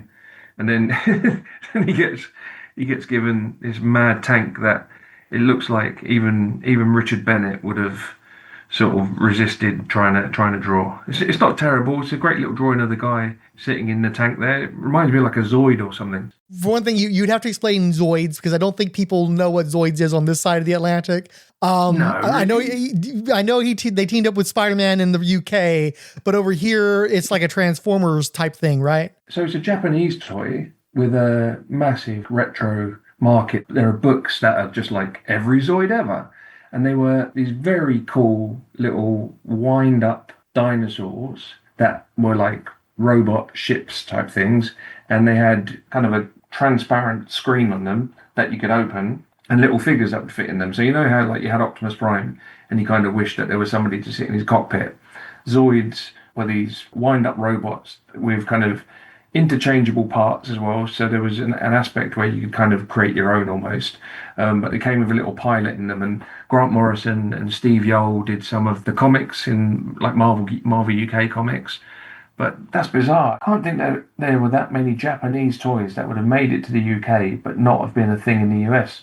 That's pretty unique. Yeah, it sounds a little like Starriors, but I know that's a separate property. And the joke, yeah, we had them as well. Those were the guys with the magnets on their feet that when you...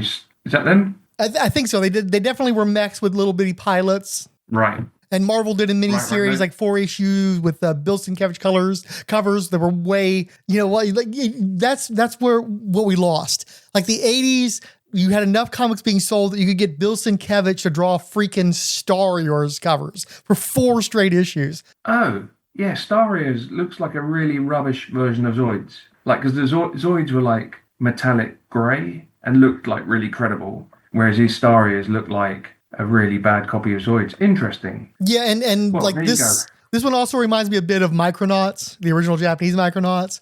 And just generally speaking, it's like a 1980s vehicle mech import toy line from something Japan put out in the 70s that in no way resembles anything from the early 1960s. But I do think Jerry Ordway did a swell job on the accessory packaging. And that's what this looks like. Yes. It looks like you've got the chintzy little toy in the plastic bubble, and then this just raw, beautiful painting of this thing that's way cooler looking than it deserves to be. Yeah, like the G.I. Joe file cards by that Hector Garudo guy, whatever his name was. No matter how bad the figure, you could guarantee that the box would be amazing. Well, and you're talking about, too, how little this thing is seen. Like, you don't even really see it in the miniseries. There's like a handful of panels that they bother to draw this thing. And then every other instance, they're obscuring it as much as they possibly can or focusing in on Henry Bendix in the driver's seat and not showing the rest of it. Nobody wanted to draw this thing.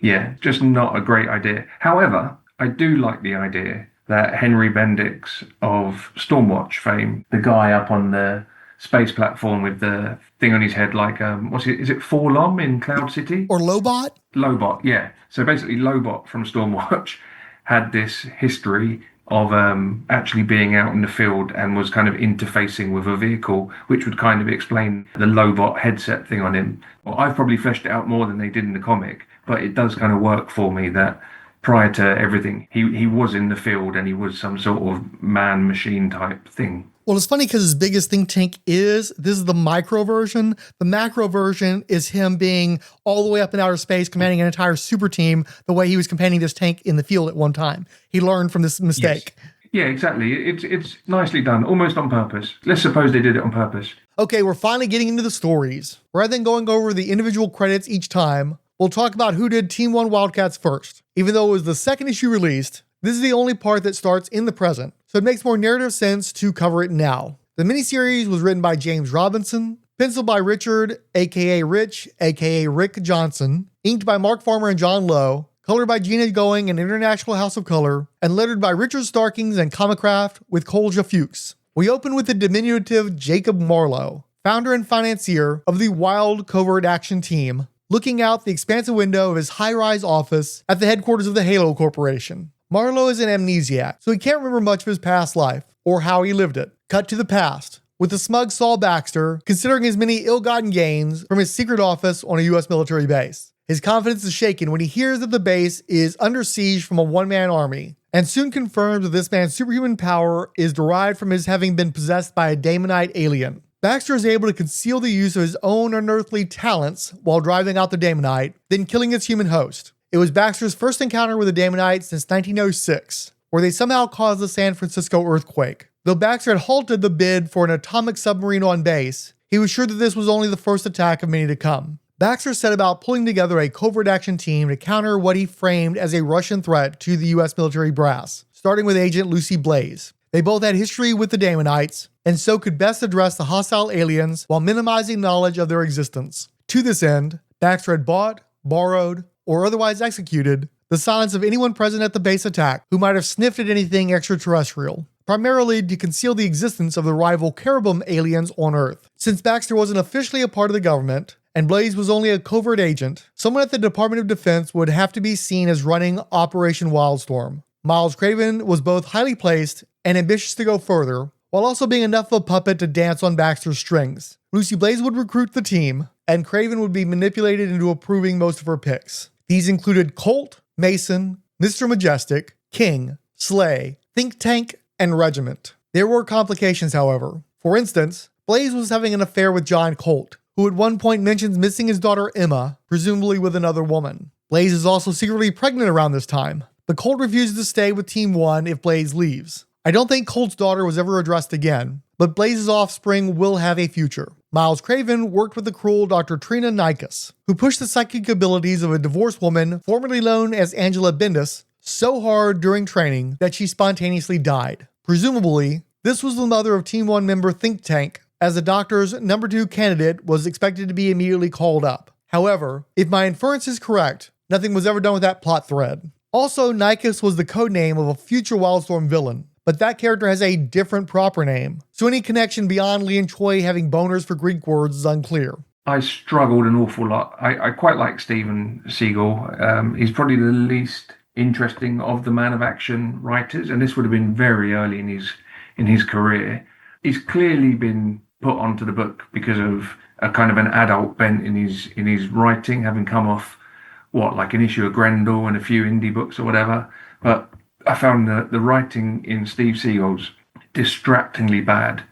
That whole thing where the narration is like one ongoing chat and then loads of people are speaking in between, and you're supposed to kind of retain what you read in the last yellow box by the time you get 3 pages on and there's more of it. I just found it really, really distracting. But yeah, the actual plot was okay, but the writing style was distractingly bad. And then Tom Raney's art is so kind of inconsistent, perhaps because of the way it's inked, that it was quite a challenging read. I had a lot of frustrations with this thing too. I do think that James Robinson acquitted himself better on his half. I think that it just works better overall. The everything about it, basically, he's got the better characters who have the greater legacy, and he tells their story more effectively. And then you get to the Seagle stuff, and I really like looking at it. It's very pretty. The characters don't have the same spark to them. The dialogue doesn't work as well.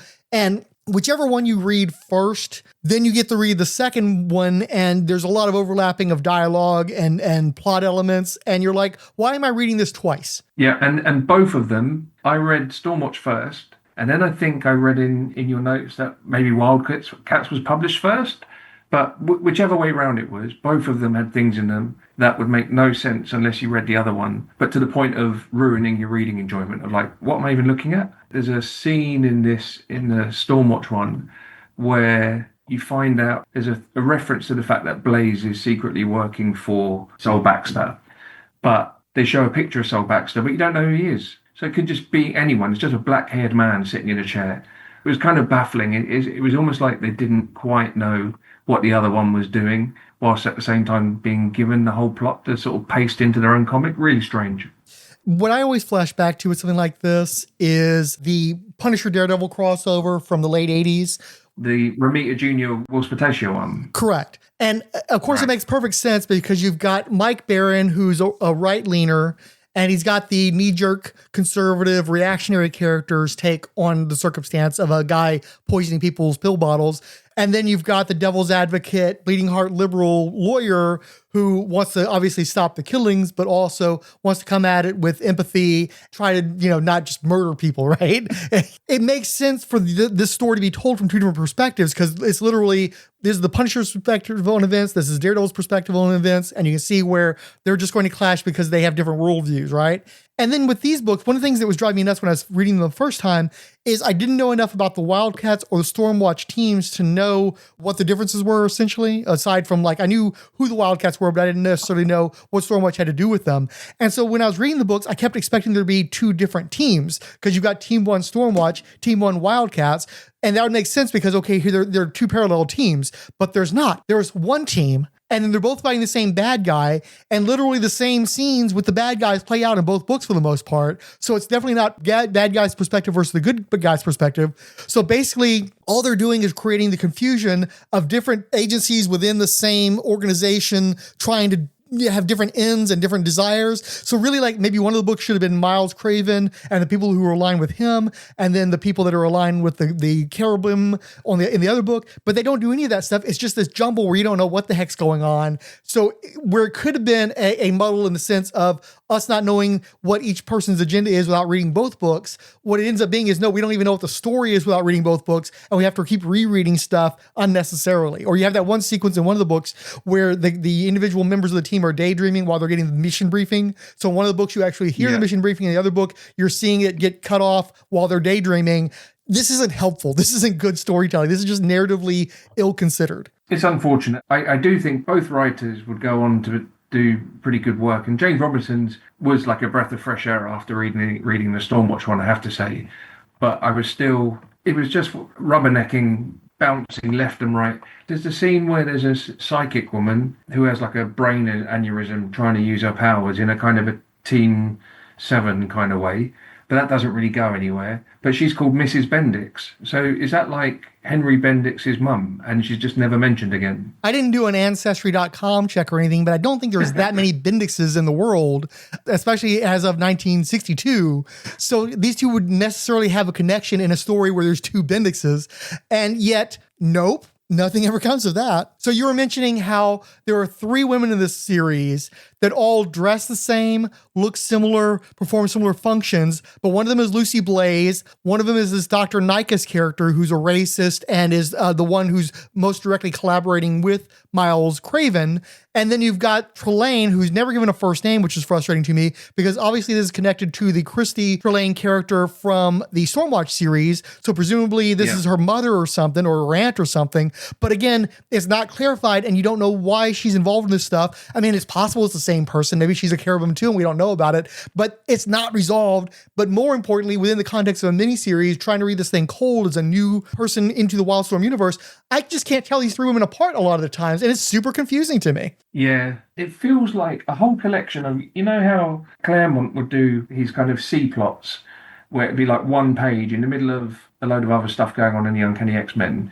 You'd have like someone climbing in through a window and stealing something from a drawer. And then you get like, but that's a story for another time. And then maybe you'd see that story, probably Claremont you never would, and Scott Lobdell will end up finishing off, and it'd be Bishop or something. But there was this feels like a collection of those things where it's like, here's something that might mean something, here's something else that might mean something, and none of it proves to mean anything within these 2 miniseries. Or beyond. And that was one thing I was wondering about too, is I think maybe Robinson was working on this miniseries while he was the official Wildcats writer. And then ultimately he only does 6 consecutive issues and then he gets replaced by Alan Moore. And I'm wondering, did he plan the exit? Or did they dump him so they could get Alan Moore? Was he planting seeds for his run that didn't get picked up because he didn't have the run that he thought he was going to? Did circumstances cause him to leave? I feel like this wasn't intentional. Like, I feel like they had every intention of following up on this stuff, but these guys didn't have runs enough within WildStorm. Like, I always think of Robinson being a WildStorm writer because he was the guy who was writing WildStorm stuff when I first started getting WildStorm stuff. Mm-hmm. But no, after this, he's gone. Like, the only thing he does, he comes back with Homage and does Leave It to Chance, which I now wonder if was maybe a mea culpa or something. Maybe that's why him and Paul Smith got to get in with Humberto Ramos and J. Scott Campbell, right? Like, did he have full intention of resolving this stuff and he was deprived of it, or did just he had other things he ended up doing that were more important to him? I wonder about these things. Yeah, so just in case there's somebody who might be me screaming at the headphones. So he got in with Brent Anderson and Kurt Busiek. So that was the Homage imprint. And then the Ramos and Campbell stuff was the cliffhanger stuff later on when they're at DC. Right. Okay. So it's still a sort of a tiered system is what you're telling me then. So like the really big guys got to be cliffhangers, and then the second tier guys, the writer driven stuff was homage. Yeah. So Astro City, and I'm sure there were more books, but yeah, Astro City and Leave It to Chance started out quite a bit earlier. It was almost like a straight follow-up to Marvel's and that Spider-Man book, Untold Tales of Spider-Man. It was quite early Kurt Busiek stuff. And then the artist-driven stuff came a little while later, and that was in their own thing. And that was mostly done under, if not all done under DC, whereas Homage started at Image. I'm going off in directions that aren't massively relevant, but I just thought it was it was something that somebody would be going, hang on a minute. I've completely derailed us, Frank. Sorry. No, I like you coming in there and adding that context. Now, you wanted to talk about the N-bomb? Oh, Christ. Yeah, I mean, so we get the N-bomb dropped by a white... yeah, we get the N-bomb dropped by a black character in the book. So that somehow sort of defangs it ever so slightly. But the fact that this is like the whitest comic in the world. It's a really strange and stuck out like a sore thumb in the book. And then I just found it fascinating that the letters pages were people just saying, it's great that you did it because it really adds to the weight of the word and emphasizes how difficult it was to be black in those days. And it's like, sorry, have you looked at the comic we're looking at? Like, how old are these letter writers? Tom, at age 14 or something. It's just insane that anybody thinks that it's appropriate for the N-bomb to be dropped in Stormwatch Team 1. It's just so random. And then just never followed up on. It's not a thematic thing. It makes absolutely no difference in the context of the book apart from highlighting that the villains are really bad. But she didn't even say it. He said it, not her. So...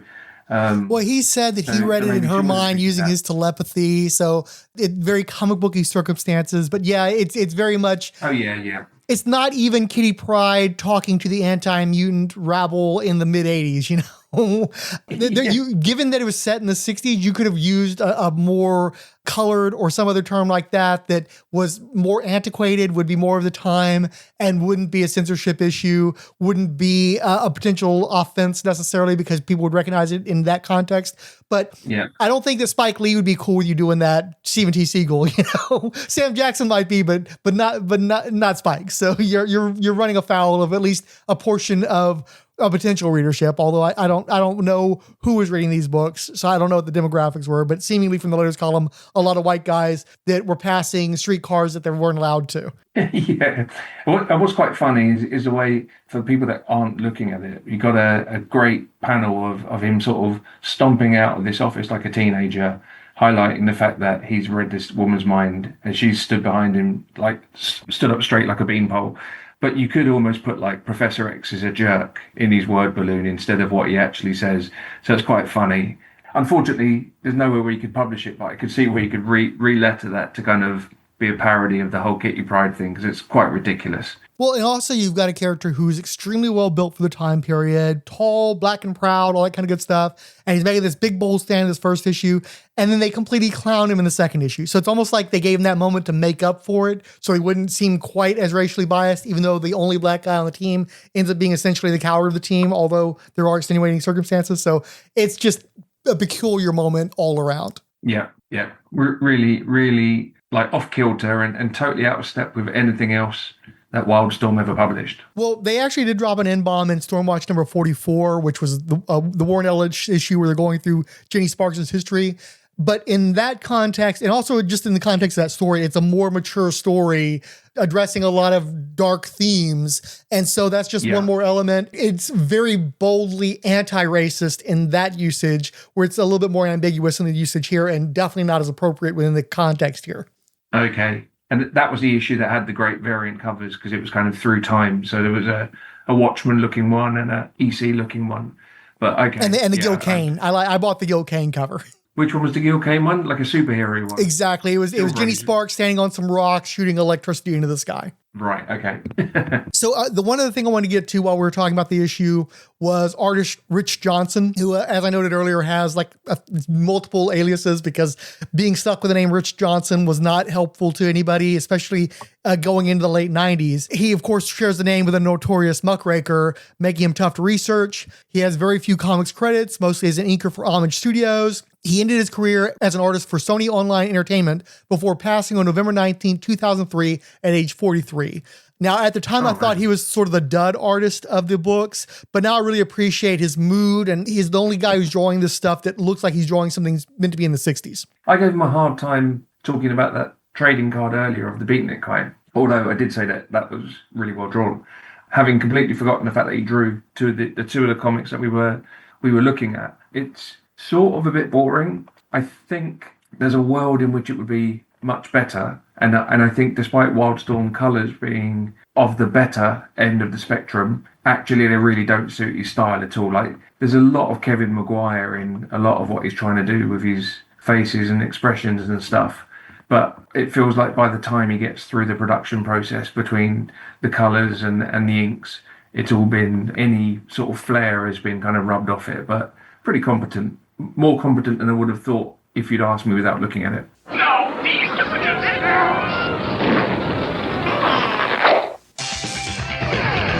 Name, Flash Gordon. Mission, to escape the planet Mongo and save our Earth from certain destruction at the hands of the Emperor Ming. I want the head of that Earthling.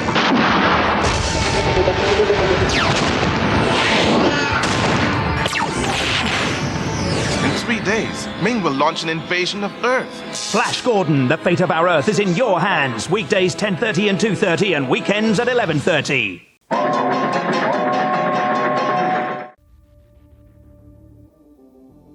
It was the dawn of the third age of podcasting, 30 years after the series had launched. The Babylon podcast was a dream given form. Its goal, to discuss the place where humans and aliens could work out their differences peacefully. It's a port of call, home away from home for established fans, newbies, John, Blaine, and guests. Humans and aliens wrapped in 2,500,000 tons of spinning metal, all alone in the night. It can be a dangerous place. Wait, what? But it's our last, best hope for peace. This is the story of the last of the Babylon stations. The year is 2024. The name of the podcast is Babylon 5, 30 years later. Now, back to the show. And then we're on to Slaughterhouse Smith. Yeah. So, great trading card. I will get there in a second. Carl Slaughterhouse Smith was born and raised in New York's Lower East Side. The son of a small-time gangster, Smith awoke one morning to discover he was suddenly stronger, faster, and tougher than a normal man. When his father was rubbed out in a mob hit, Smith took over his gang and, using his powers, soon established himself as a force in New York rackets. Smith and his mob joined with the demonite lord Hellspawn in the early 1960s to form the Cabal. His current whereabouts are unknown. It should be noted that the Cabal were the main team that fought the Wildcats in their early comic issues and on their TV show. Slaughterhouse Smith was created by James Robinson and Richard Johnson, debuting in July 1995's Team 1 Stormwatch number 1. Since Smith was not a costume character, the artist researched period fashions to come up with his look of a double-breasted suit with tie, covered by a trench coat, capped with skull-shaped cufflinks. Johnson noted that James Robinson wanted to give him a Jack Nicholson look, a facet that seemed to be lost when anyone but Johnson drew him. Slaughterhouse Smith was first seen leading his men against a military convoy driving through Nebraska, where they killed all the servicemen and stole a large cache of military weaponry, immediately making them the best armed crime cartel in America, if not the world. At the urging of the Damonite Lord Hellspawn, their next target would be a missile silo in North Dakota. However, they would demand a fortune from the US government to not nuke a second city, after a show of power someplace like Washington, D.C. Smith was guaranteed a fiefdom once they had conquered the Earth together. Within the WildStorm sphere, besides Hellspawn, the only other being known to be anywhere near Slaughterhouse Smith's level was Mr. Majestic, so it seemed doable. Within months, Slaughterhouse Smith had helped Hellspawn to attempt his nuclear takeover before being betrayed. The one city Smith cared about was New York, Hellspawn's chosen first target, and the Damonite Lord had already managed to seize the loyalty of Smith's henchmen, possibly via Damonite possession. There's a portly blonde man named Daniel Pike that was Smith's right-hand man, so his turn seemed highly unlikely to have been naturally occurring. There's another man named Pike who's a key member of the 90s Cabal, but he's muscular with dark skin, possibly tanned over time by decades being inhabited by a Damonite. I don't buy it, but that's my best guess on the matter. But it also begs the question, why not just take possession of Slaughterhouse Smith, since Lord Hellspawn got his own unique powers by taking over the body of a third type of alien? Slaughterhouse Smith tries to join forces with Team 1, but they were too dysfunctional to make use of him, and the fight turned into a free-for-all. Smith had a modest publishing history, Half a decade after this miniseries, the second volume of Wildcats, issue number 14, revealed how he ended up. Slaughterhouse Smith was also in a couple issues of Stormwatch PhD, number 1 and number 10, in 2007. There is no media of Slaughterhouse Smith that I'm aware of, just a couple of trading cards. Because of the electrical effects of Smith's powers, I just couldn't deal with the especially extreme chromium quality from his card in the Wildcats widescreen set. Plus, I liked having a more DC flavored option for the show. So we're going with the alternate 1995 WildStorm Gallery card number 104, painted by John Van Fleet. Smith seems to be sitting in an electric chair, but most of the image is a pitch black silhouette. Smith is casting electricity between his hands, lighting up his outfit, a truly evil grin, and not much else. The card back you read was by Rich Johnson, the guy who designed the character and did the Chromium that's card. From the Chromium one, isn't it? Yeah, that's from the Chromium one. And unfortunately, I could not find, because I don't have this set, so I could not find a resource online where that Chromium could be rendered good enough to show this character. And given that there was a second card featuring the character, I took advantage of that. That's John Van Fleet, no? Would like to say that I really think that Rich Johnson does a good job of capturing the conception of the character as being modeled after Jack Nicholson. When you see it and you read the lines in the comic book, it kind of clicks and that guy has a little bit more gravitas because of the connection to such a famous actor. You don't really get it otherwise, though. None of the other artists ever draw this character in that way. And certainly John Van Fleet doesn't, because he's apparently doing some sort of a Vertigo thing over here. John Van Fleet's decided that it's Tom Waits. I can see it, yeah. It was very, very, very Tom Waits. And he skipped the whole glowing eyes thing, which is about the only thing that identifies the character in the book.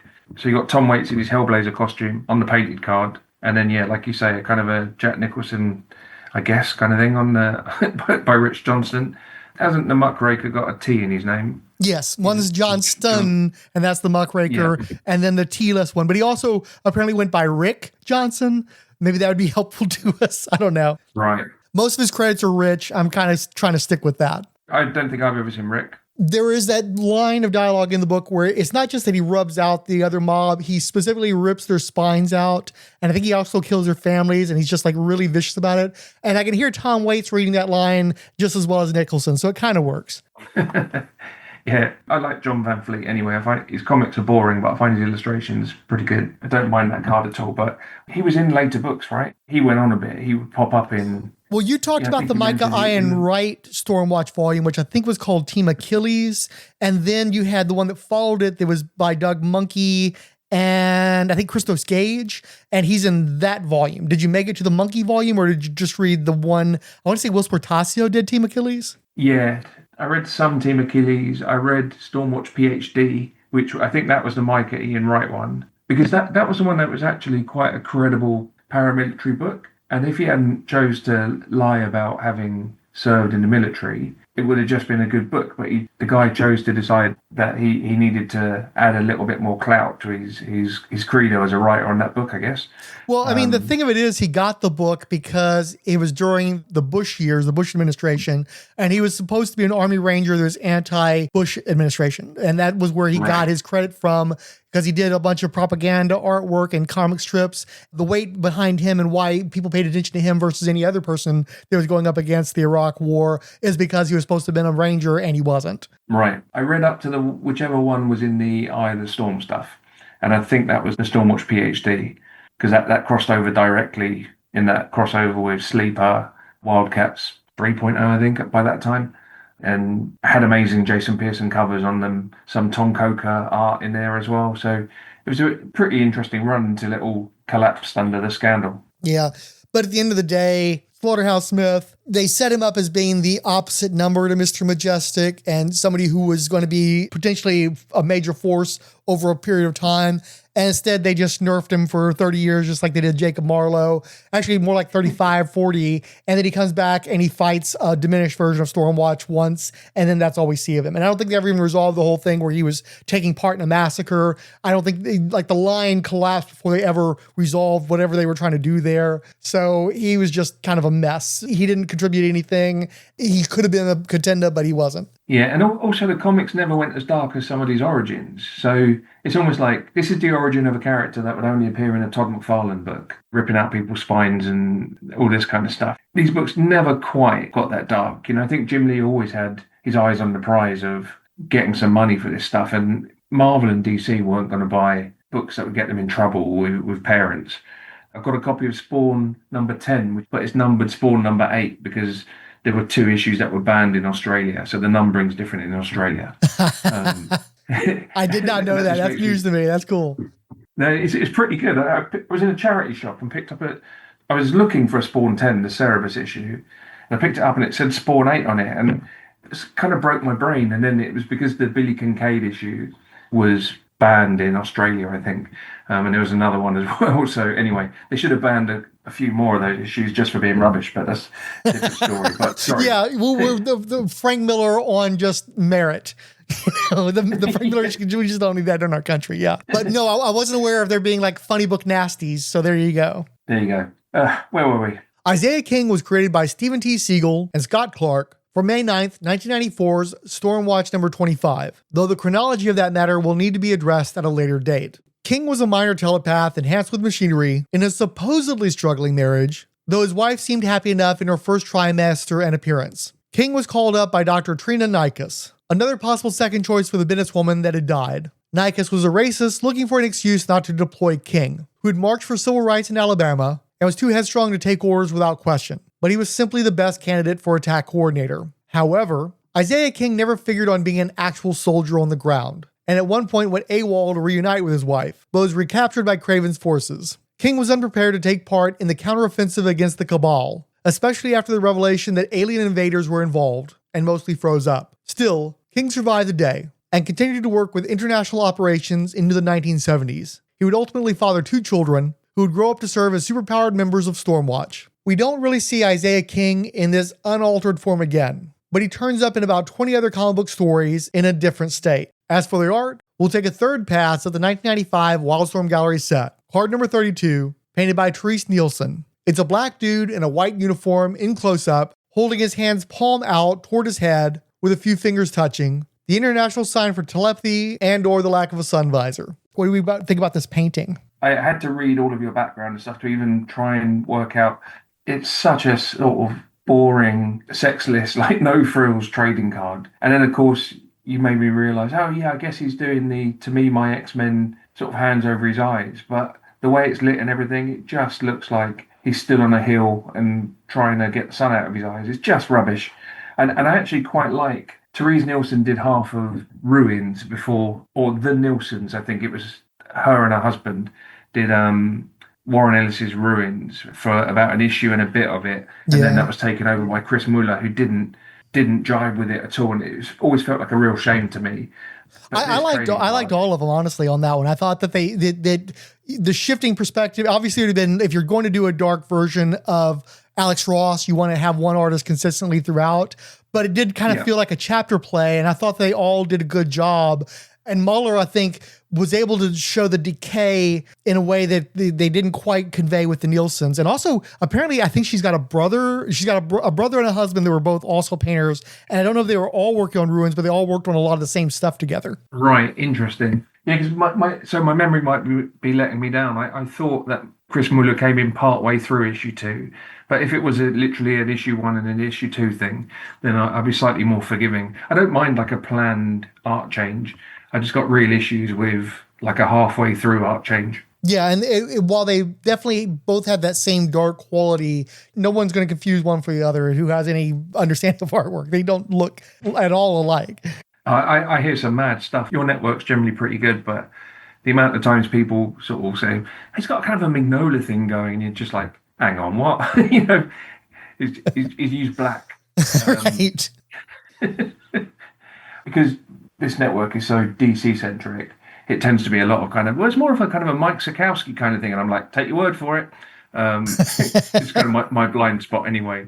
Well, I mean, definitely, you've been on a Robbins kick lately. So if you can appreciate Robbins, I think you can appreciate Sekowsky, but it's got to be the good Sekowsky. So I would recommend looking at some of his DC showcase stuff, where he only did like an issue or 2, soft launches of different properties, where he's just telling the type of stories he wants to tell, very of the period. And I think you'll see the light in Sekowsky as opposed to the Just League stuff, which feels like the chore, the bills being paid. Interesting. Okay. All right. I'll keep that in mind. I do struggle when I can't bring myself to appreciate people that other people clearly really love. And it can't all be chalked up to just what you read when you were 12.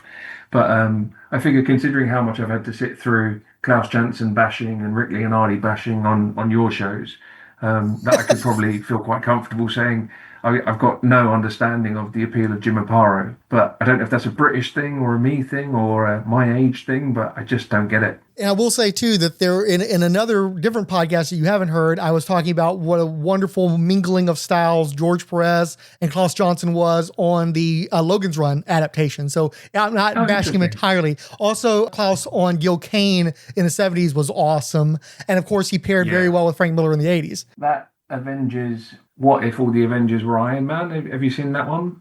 I don't think so. Was that was the second volume, right? Yeah, so it's Gil Kane. It's like, I can't remember, it was like issue 4, issue 8 of, I think it was the second one. But anyway, it's Gil Kane and it's Klaus Janson. And it was gifted to me by the manager in my comic shop because he was just like, oh, it's great, isn't it? And I was like, yeah, I have no idea. Never seen it. And he's like, oh, you have to take it. And so I took that home and read it. And that was an early, I think that was, like, I was a Frank Miller lover from Sin City and things, and didn't quite get the Daredevil stuff because I didn't get Janson in his own right.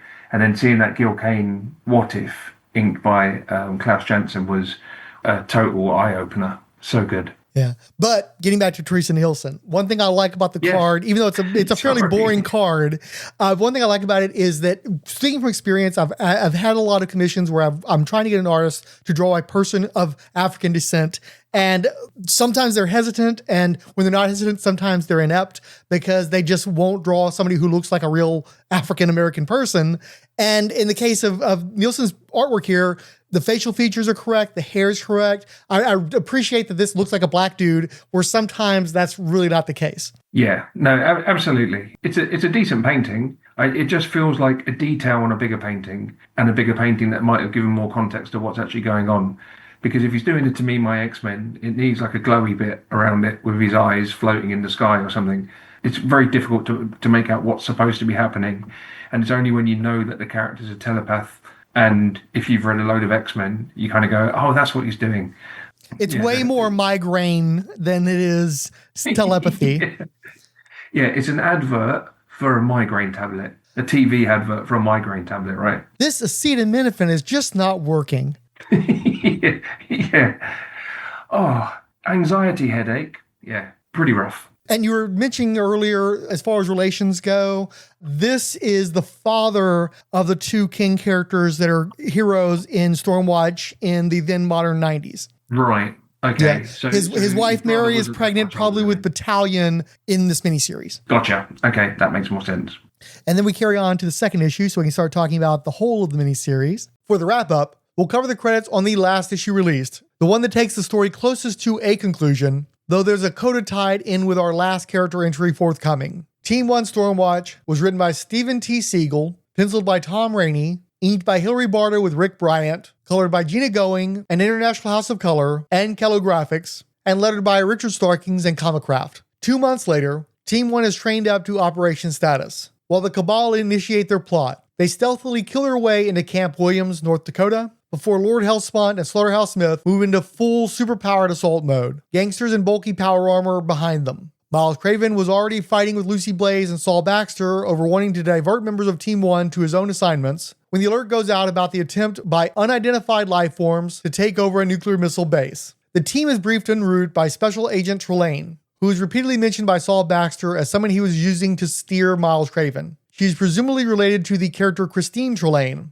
who will work with Henry Bendis on Stormwatch in another generation. No one is paying this Trelane any attention, though. Lost in individual reverie, John Colt had been dumped by Lucy Blaize, who is still secretly pregnant with somebody's baby, and raring to ditch Team 1. Mr. Majestic was also unmotivated, left adrift by the end of a war, presumably World War II, but not necessarily. After all, Saul Baxter was remembering fighting Demon Knights back in medieval times, or as the New 52 might refer to that engagement, Demon Knights, 2 words, second like Camelot Knights. The recently deceased Lieutenant John Tramling was repeatedly mentioned as the suspected weak link that fed the Demon Knights information on the nuke site. But if that's an Easter egg, I don't get it. One thing that did bother me is that there was extensive color footage of the assault derived from security cameras that were somehow in Trelane's hands to show on the flight from 3 hours earlier. James Bond would have killed for that kind of gear. The Cabal had threatened to nuke a major US city every 4 hours until they were paid $100 million, over $1 billion in adjusted dollars. So no Dr. Evil hiccups there. The first deadline was just over a half hour away,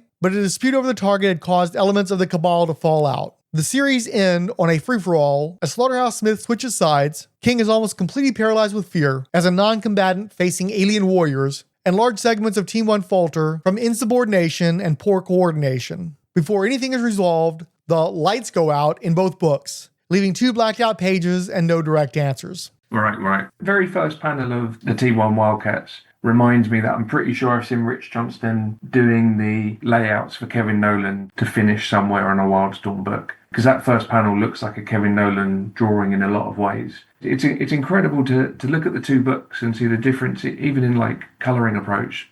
Poor old Tom Raney just gets coloured into oblivion, whereas the WildC.A.T. stuff actually looks pretty light. They went really dark on Raney for some reason, and his artwork is already dark, so you'd want to contrast that, but instead they just made it darker still, and I don't know if that was helpful. I mean, I do think that it does give it a mood. It feels like a dark, deep espionage kind of thingy, but it doesn't help my appreciation of the fine detail in the artwork when I can't see the details.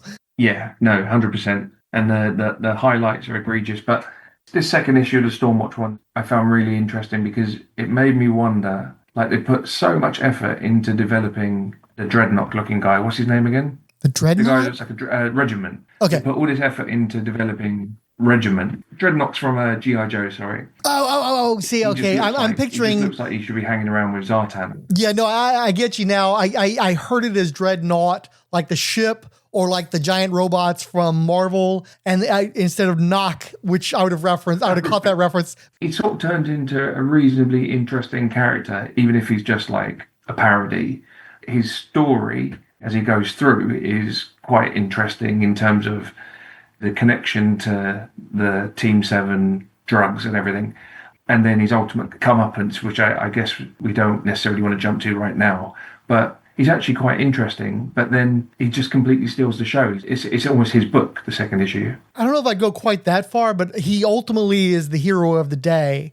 But it's also interesting because, like you say, he's very much the adversarial Iceman, or I'm trying to think of another instance where you've got the guy who seems to be an antagonist, but ultimately he has to do a face turn. So he's kind of the good guy, but he's Kirk Krager, so he's coded as German American. So he's like, and it's the 60s. So was he going to be a Nazi or something? Like he's got the mullet. There's a lot of like villain coding in this guy for him to end up kind of saving the day. Although again, we don't know that in this miniseries because nothing is resolved in this miniseries, but retroactively, he's the hero of the day. Yeah, so let me backtrack a little bit from not so much the star of the book, but to your earlier point about how poorly these characters are fleshed out. He's actually fleshed out, whereas pretty much no one else has any kind of arc or goes anywhere. I think we get a good sense of who Saul Baxter is, which is not a high hurdle to clear, you know. But yeah, he's. I would say that we get as much into Regiment as anybody in this book. Fair enough. Yeah, the James Robinson trick that you alluded to earlier about the inside their head daydreams, like that's a trick that he did on WildC.A.T.s with Travis, where you had this, I don't know if you remember, you had the whole Ben Santini thing and all of his soldiers who didn't respect him because he had his knee shot out by Emp in the WildC.A.T.s miniseries. And there's a second, part one of that is really odd because Travis's work is very early Travis, and then it completely changes for the second issue. But there's a whole thing where they're going on a mission, and it goes into these guys' heads and how one of them's got gambling debts and one of them's not seeing his kid because his wife's left him and won't let him see his kid or whatever. So this exact kind of quite nice trick that he does in this Team 1 WildC.A.T.s, he also did in his second issue of WildC.A.T.s. Which is funny because that was part of why I didn't continue with the Robinson run, is I was like, why am I getting a bunch of vignettes on black razors? I don't care about these people. I don't care if that guy's got gambling debts. Where are my WildC.A.T.s? I want to see Scott. I want to see Travis Terese all WildC.A.T.s. What is this front?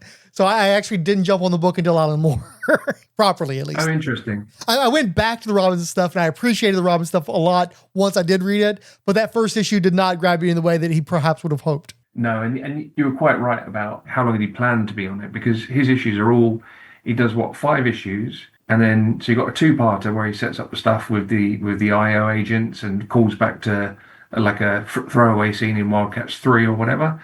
I quite like that. Then you got 2 issues of like foreplay where it's like something's got to happen, and then there's a crossover, and then Alan Moore takes over.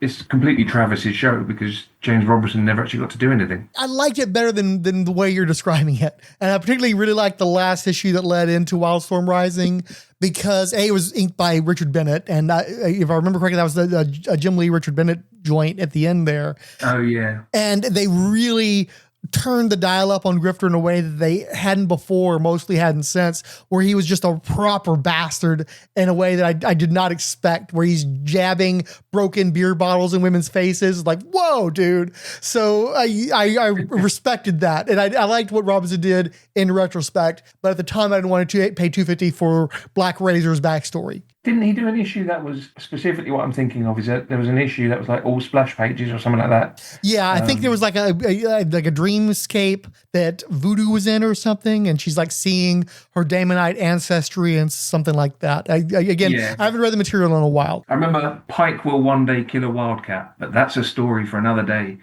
And I think that really stuck with me because I quite like the visual of Pike and just thought he didn't get enough shine in the series when he was actually one of the stronger designs. He's one of the better Deadpool ripoffs, let's be honest. yeah, exactly. Yes, well said. Back to the book at hand. Sorry, I'm taking us down rabbit holes again. I never got Stephen T. Seagle, and we really don't benefit from more time with Craven and Regiment. Tom Raney is very post-Bronze Age for a book that's supposed to be set during Camelot. Yeah, really odd. I'd forgotten about the fact that you got this idea of Slaughterhouse is willing to betray the Earth to demonites, but then has a heel turn when he realizes that New York is going to be impacted. How has he not realized that that's going to be part of the deal? You know, it makes no sense. Well, it's one of those deals where Hellspawn has promised him to, like, essentially America, or at least New York. A fiefdom. Like a fiefdom, exactly. And they had agreed on Washington, D.C. being the target. And then Hellspawn was like, well, no, actually, the plan was always New York. I just wasn't going to tell you because I wanted the best possible target to get these people to kneel before me. And I don't care about you. And I've already turned all your people against you. So it's definitely like, well, that, you know, you definitely got betrayed there.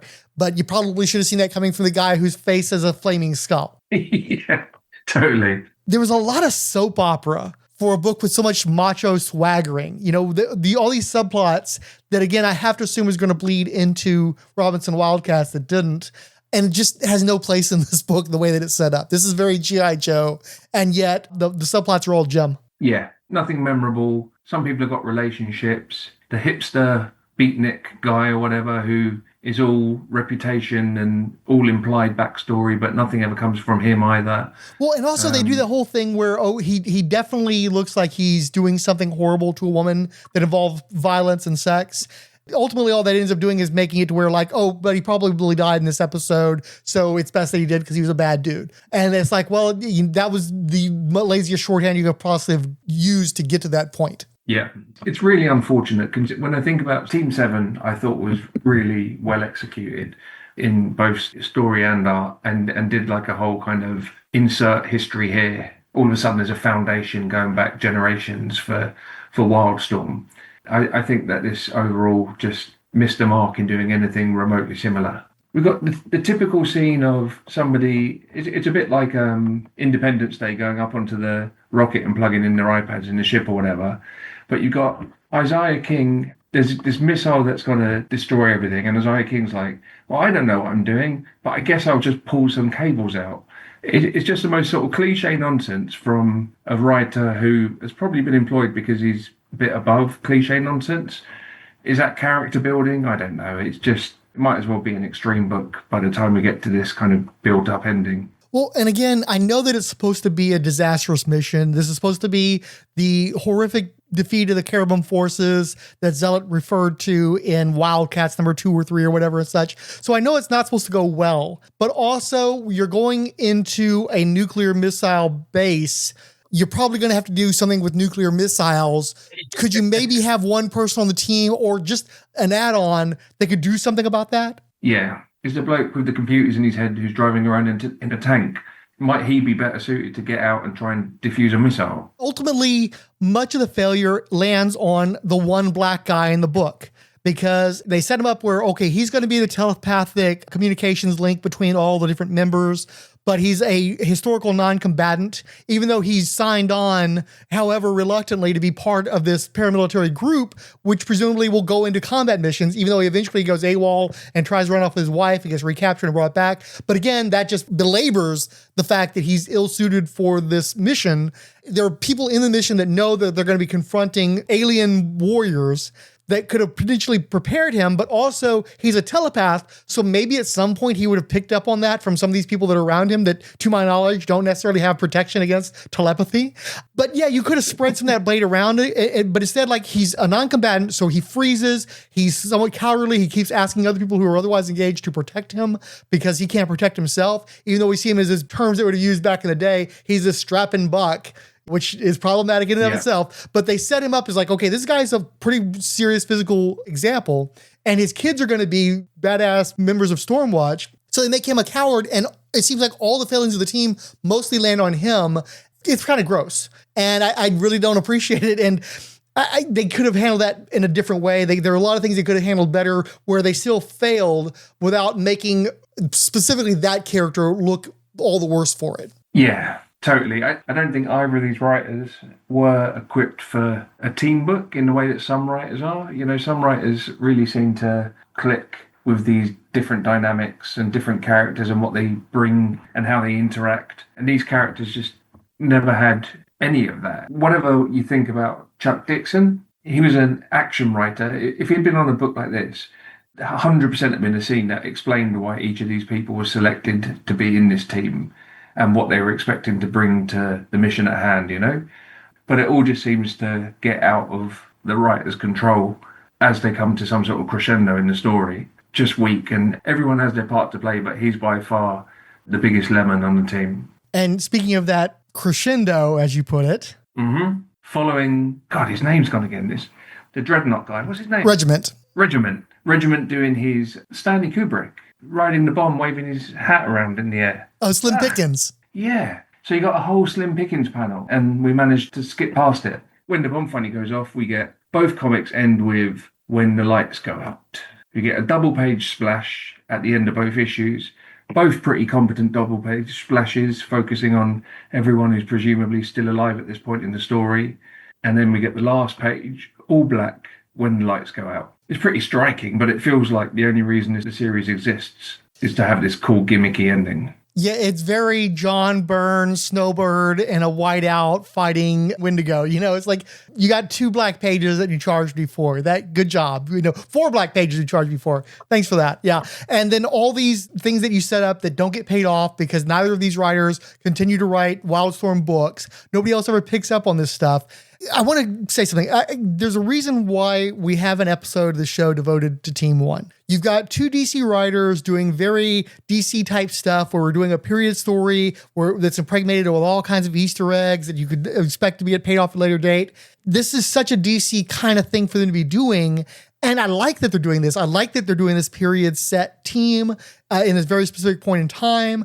And they're very reflective of the early 60s, which is a time period that is very important to, like, Marvel, for instance. But we're seeing it from a different company's perspective, a different vibe to it, because WildStorm was sort of its own beast.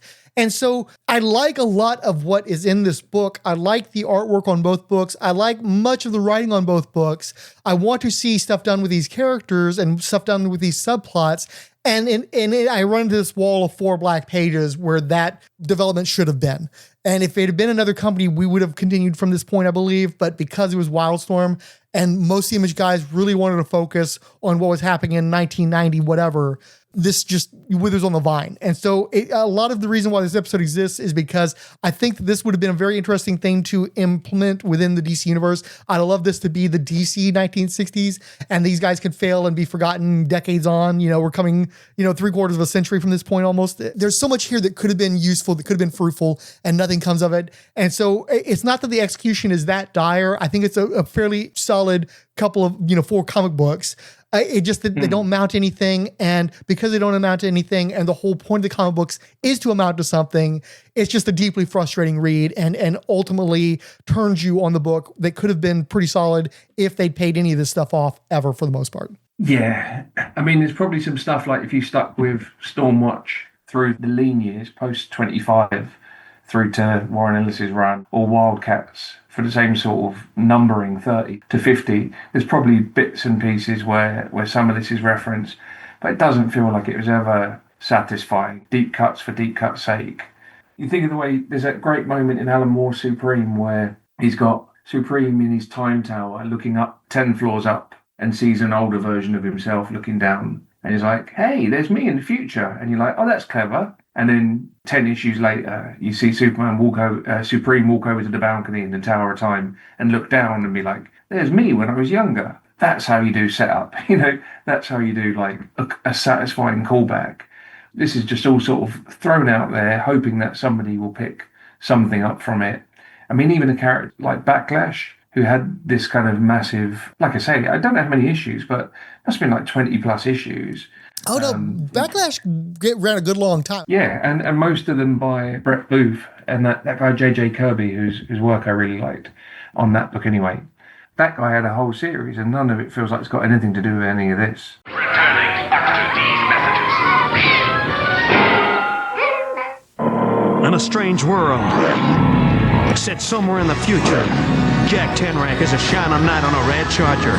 Why, he's a Cadillac cowboy, a child of the wilds defying a crooked state. In this savage, woe, ugly land, perhaps someone should tell him, Hey, bonehead, what you got against Cadillacs? the Cadillacs and dinosaurs don't mix, baby. Cadillacs and dinosaurs, weekdays 11:30, weekends at 10:30 and 2 on TCC, man.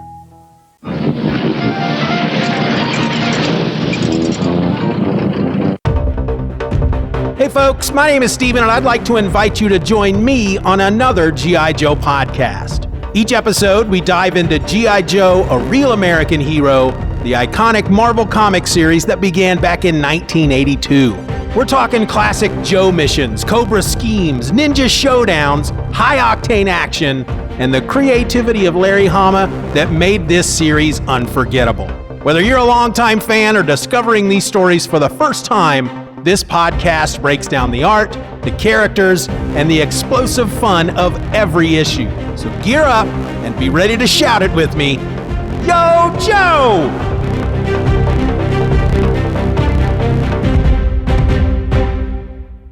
Now, back to the show. Regiment. The result of an early government attempt to create a superhuman operative, Regiment was given incredible strength, heightened reflexes, and a highly unstable psyche from the experimental drugs tested on him. Though these drugs were abandoned, continued testing eventually led to the creation of the Genesis drug, the drug used on the members of Team 7 years later. Regiment's final fate, like those of most of the members of the early 1960s International Operations Task Force codenamed Team 1, remains classified. Regiment isn't exactly a big-name character, so I assume he was created for Team 1 Stormwatch by Stephen T. Seagle and Tom Raney. Borrowing heavily from the fandom Image Comics wiki, Kirk Krager was likely a naval serviceman who had done time in the brig, partially over secrets that he kept for his commanding officer, Miles Craven. All of the other men exposed to the drug had killed themselves after descending into extreme psychosis, but Regiment had so far survived by directing his extreme violence outward at approved targets. Regiment was supposed to be a secret only Craven knew about, so he was shocked to see Regiment submitted to him for Team 1. However, Regiment was routinely insubordinate as a member of Team 1, and even threatened John Colt's life over leadership of the team. Miles Craven insisted that Regiment continue his daily injections, even as Regiment began to avoid and protest them, recognizing the adverse changes that he was experiencing, taking a massive toll on his psyche. Since we finished covering the miniseries, I'll just tell you that Regiment presumably died while disarming the nuclear missile that got away from Team 1, which he was last seen riding rodeo style, a la Slim Pickens in Doctor Strangelove. Having left that plot point dangling,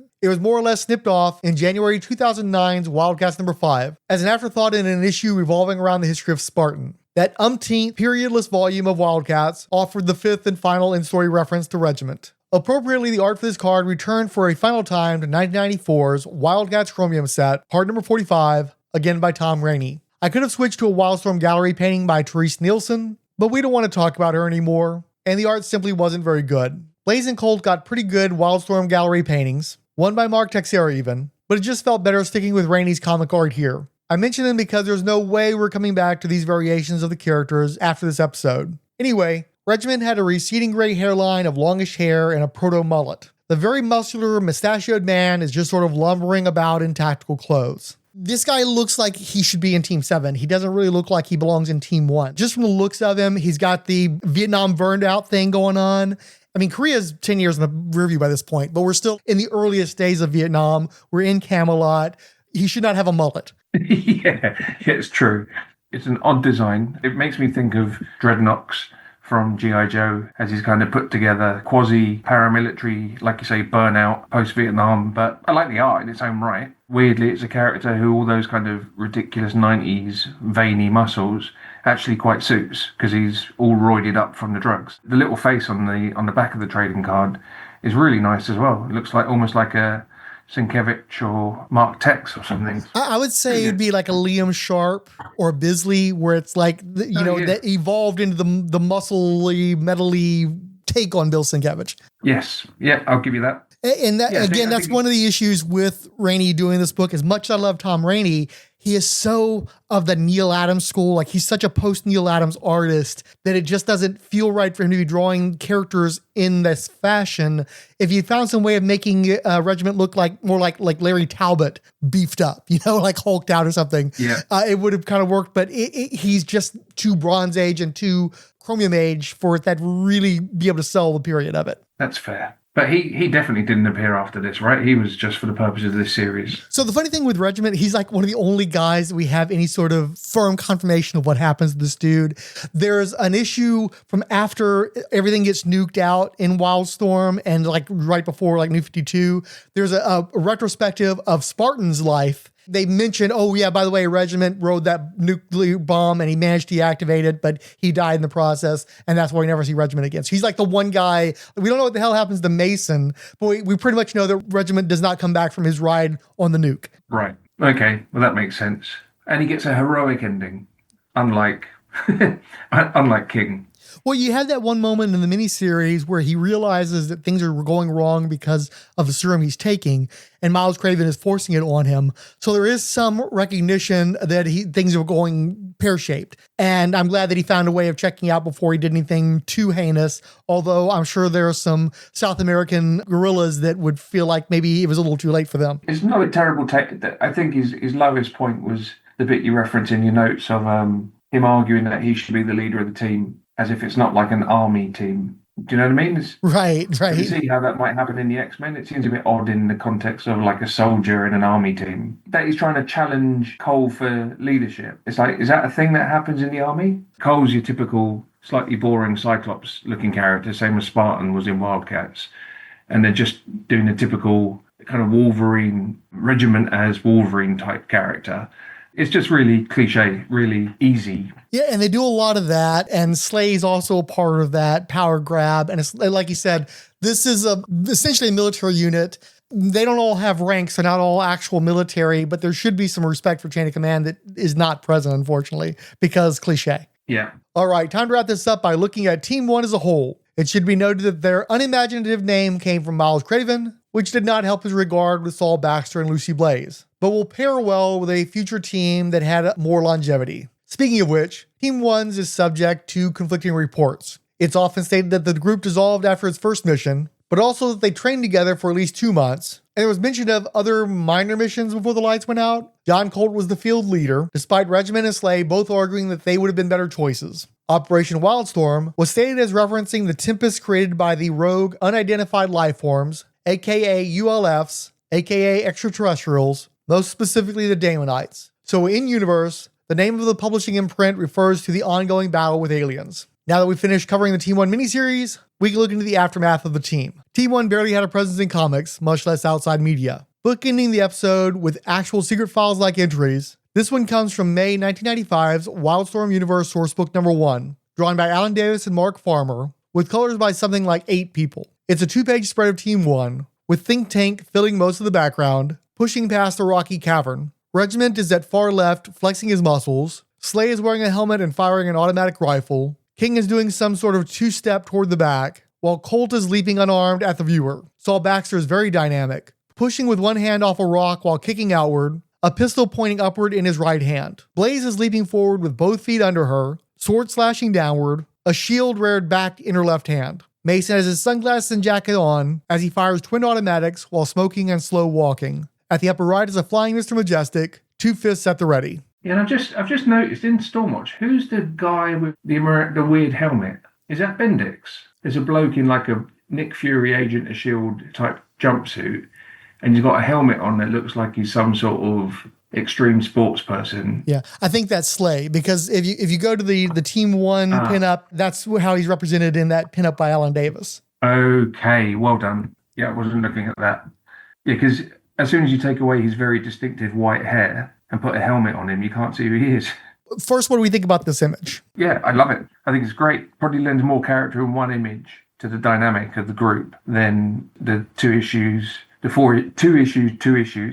managed to do for them. It's definitely a clandestine era Alan Davis, right? Yeah, I believe so. Yeah, this would have been, I think, 96 or 97. So post-clandestine. And I don't recall what he did after that, honestly, that time frame. He was mostly doing a lot of WildStorm stuff. He did a lot of their trading cards and pinups and covers and stuff. He actually did some Gen 13, if I remember correctly. Yeah, he did the 2 issues of Gen 13 bootleg, which were really nice, that really striking variant, and he clearly got well paid and put the effort in for those issues. And didn't he also do some intercompany crossover at some point too with Gen 13, like X-Men or Gen X or something? No. So what you're thinking of is the characters that he introduced in his 2-parter turn up later in Gen X Generation X, or Gen 13 Generation X, which Art Adams drew. Ah, okay. And his characters also turn up in as a Kevin Nolan Jan Stranad 2-parter, and I'm pretty sure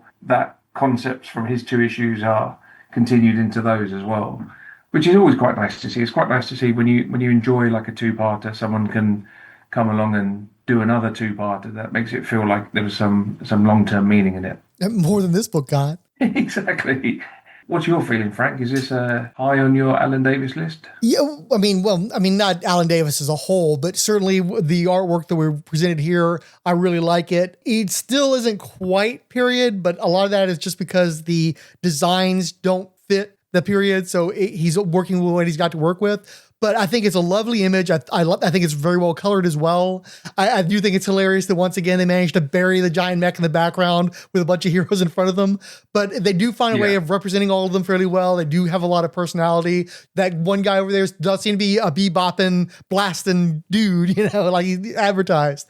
I like that. Hanging out of his mouth just so, right? Yeah, you cool. Sorry, go ahead. Almost like a Will Elder kind of like Mad Magazine comedy beatnik. Yeah, I can see that. That's actually pretty cool. I wish they had sold that more. Like maybe make him the jokester or something. Have him some sort of like a sardonic humor that he brings to the table.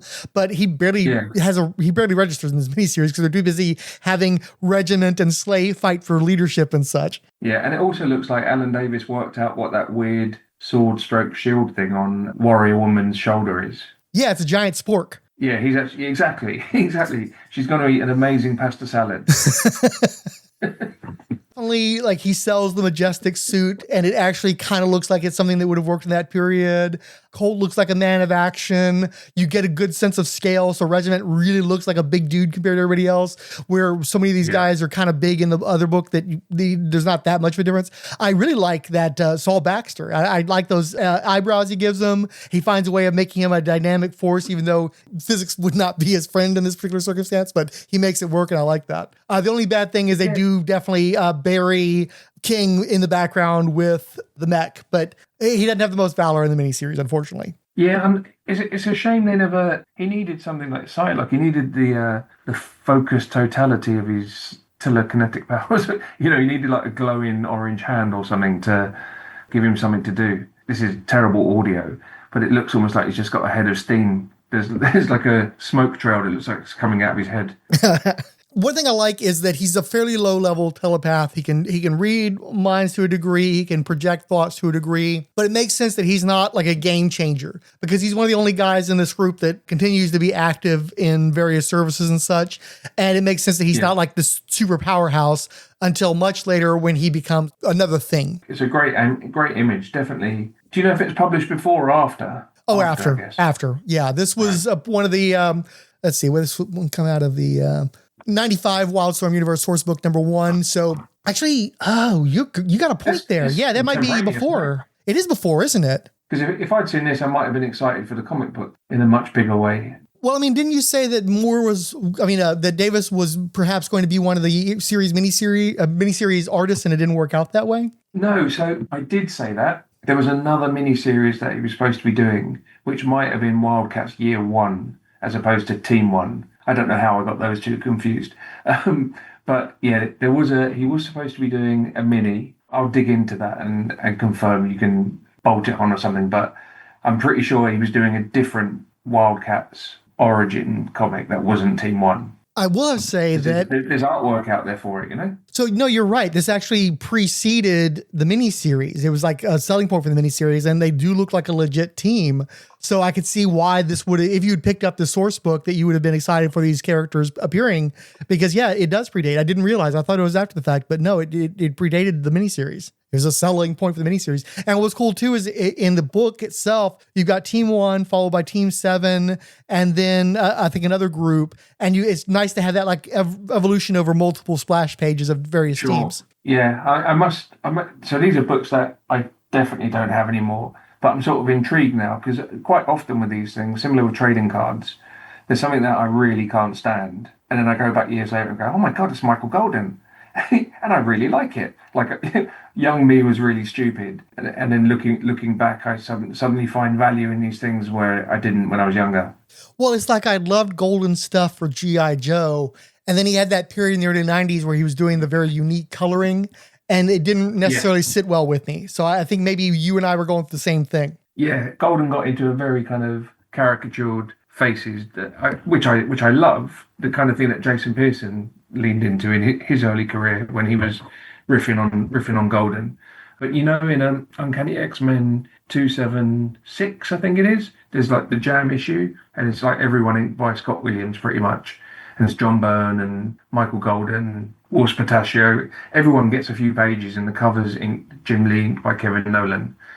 And it's 274, sorry. It's such a great issue. Looking back on it, I love everyone in it. And at the time when it came out, I loved almost nobody in it. And the Michael Golden stuff in particular, I found repellent. And now that's in the Michael Golden artist edition they did a little while back. And I'm so glad. I love it so much. And it's so interesting how you can taste in artists evolves as you grow up and you sort of start to understand what they're doing. I definitely remember that issue being a mixed bag when I read it in the day. And I definitely specifically remember, I think John Byrne contributed a few pages to that issue, and it was interesting seeing him under Williams. Yeah, I mean, if you go back to it, I recommend going back to it because you get to see everybody inked by Scott Williams, which is a really interesting exercise because there's a real diverse bunch of people in that. It should come as no surprise that the little persons, Saul Baxter, founder of Team 1, and Jacob Marlowe, founder of Wildcats, are the same guy. However, that guy is actually Lord Imp, a cherubim alien whose spaceship crashed on Earth in the distant past. The very long-lived Imp spent centuries battling the threat of his enemy race, the Daemonites. However, he took a break for 3 decades when a blast from Hellspont that was intended to be fatal instead caused amnesia. He became a homeless, drunken vagrant, and that's the condition he's found in at the start of WildStorm comics. Lord Majestic has a similar background, though it's odd that a Superman-level powerhouse that's been on Earth for a millennium or more didn't have a bigger imprint on the course of human history. Mr. Majestic also laid low for the next 3 decades, probably resulting from guilt over his killing another cherubim during the Team 1 mission. I've already given you my Mr. Majestic spiel, and there is a trade paperback of that Mr. Majestic stuff, which includes the 6 issues by Casey, Hogelin, and McGuinness, and I can't remember the inker's name, maybe Dexter Vines, but I don't think so. And then it also includes the Alan Moore one-shot issue as well. So that's a really nice trade if you come across that. I can't imagine it's going to cost a lot of money, and it's a good time, and it might make you reconsider some of your thoughts about Mr. Majestic as a Superman analog versus what they do with him in that series. That's one thing that's weird too about comics from this time period is the individual issues had such high print runs that if you want to find them, you generally can. But finding them in collected editions, which most people I think at our age prefer, have a bookshelf full of these things. Trying to find these things reprinted anywhere is really tricky. The James Robinson issues, I think, got collected with his Wildcats work in a trade, but the Stormwatch material has never been collected anywhere. I don't think it even made it into any of the compendiums or anything. So it's weird trying to find this stuff. And like, again, you talk about the Alan Moore story. I want to say they put that in one of the Across the Universe revised editions at some point. They did, yeah. It's just crazy how they cherry pick the stuff that's worth having a legacy versus the things they just let stay in the dollar bins. Yeah, you make a fair point. You could get yourself a copy of the Mr. Majestic trade paperback from Walmart for the princely sum of $40. I'll dig around because that would be at this point a vintage. That would be from like probably the 2010s or something. So we tend to think about that like it was yesterday, but no, that stuff was fairly low print runs to begin with, very low circulation. And yeah, you're going to have to pay a little something to find those once they've gone out of print. Yeah.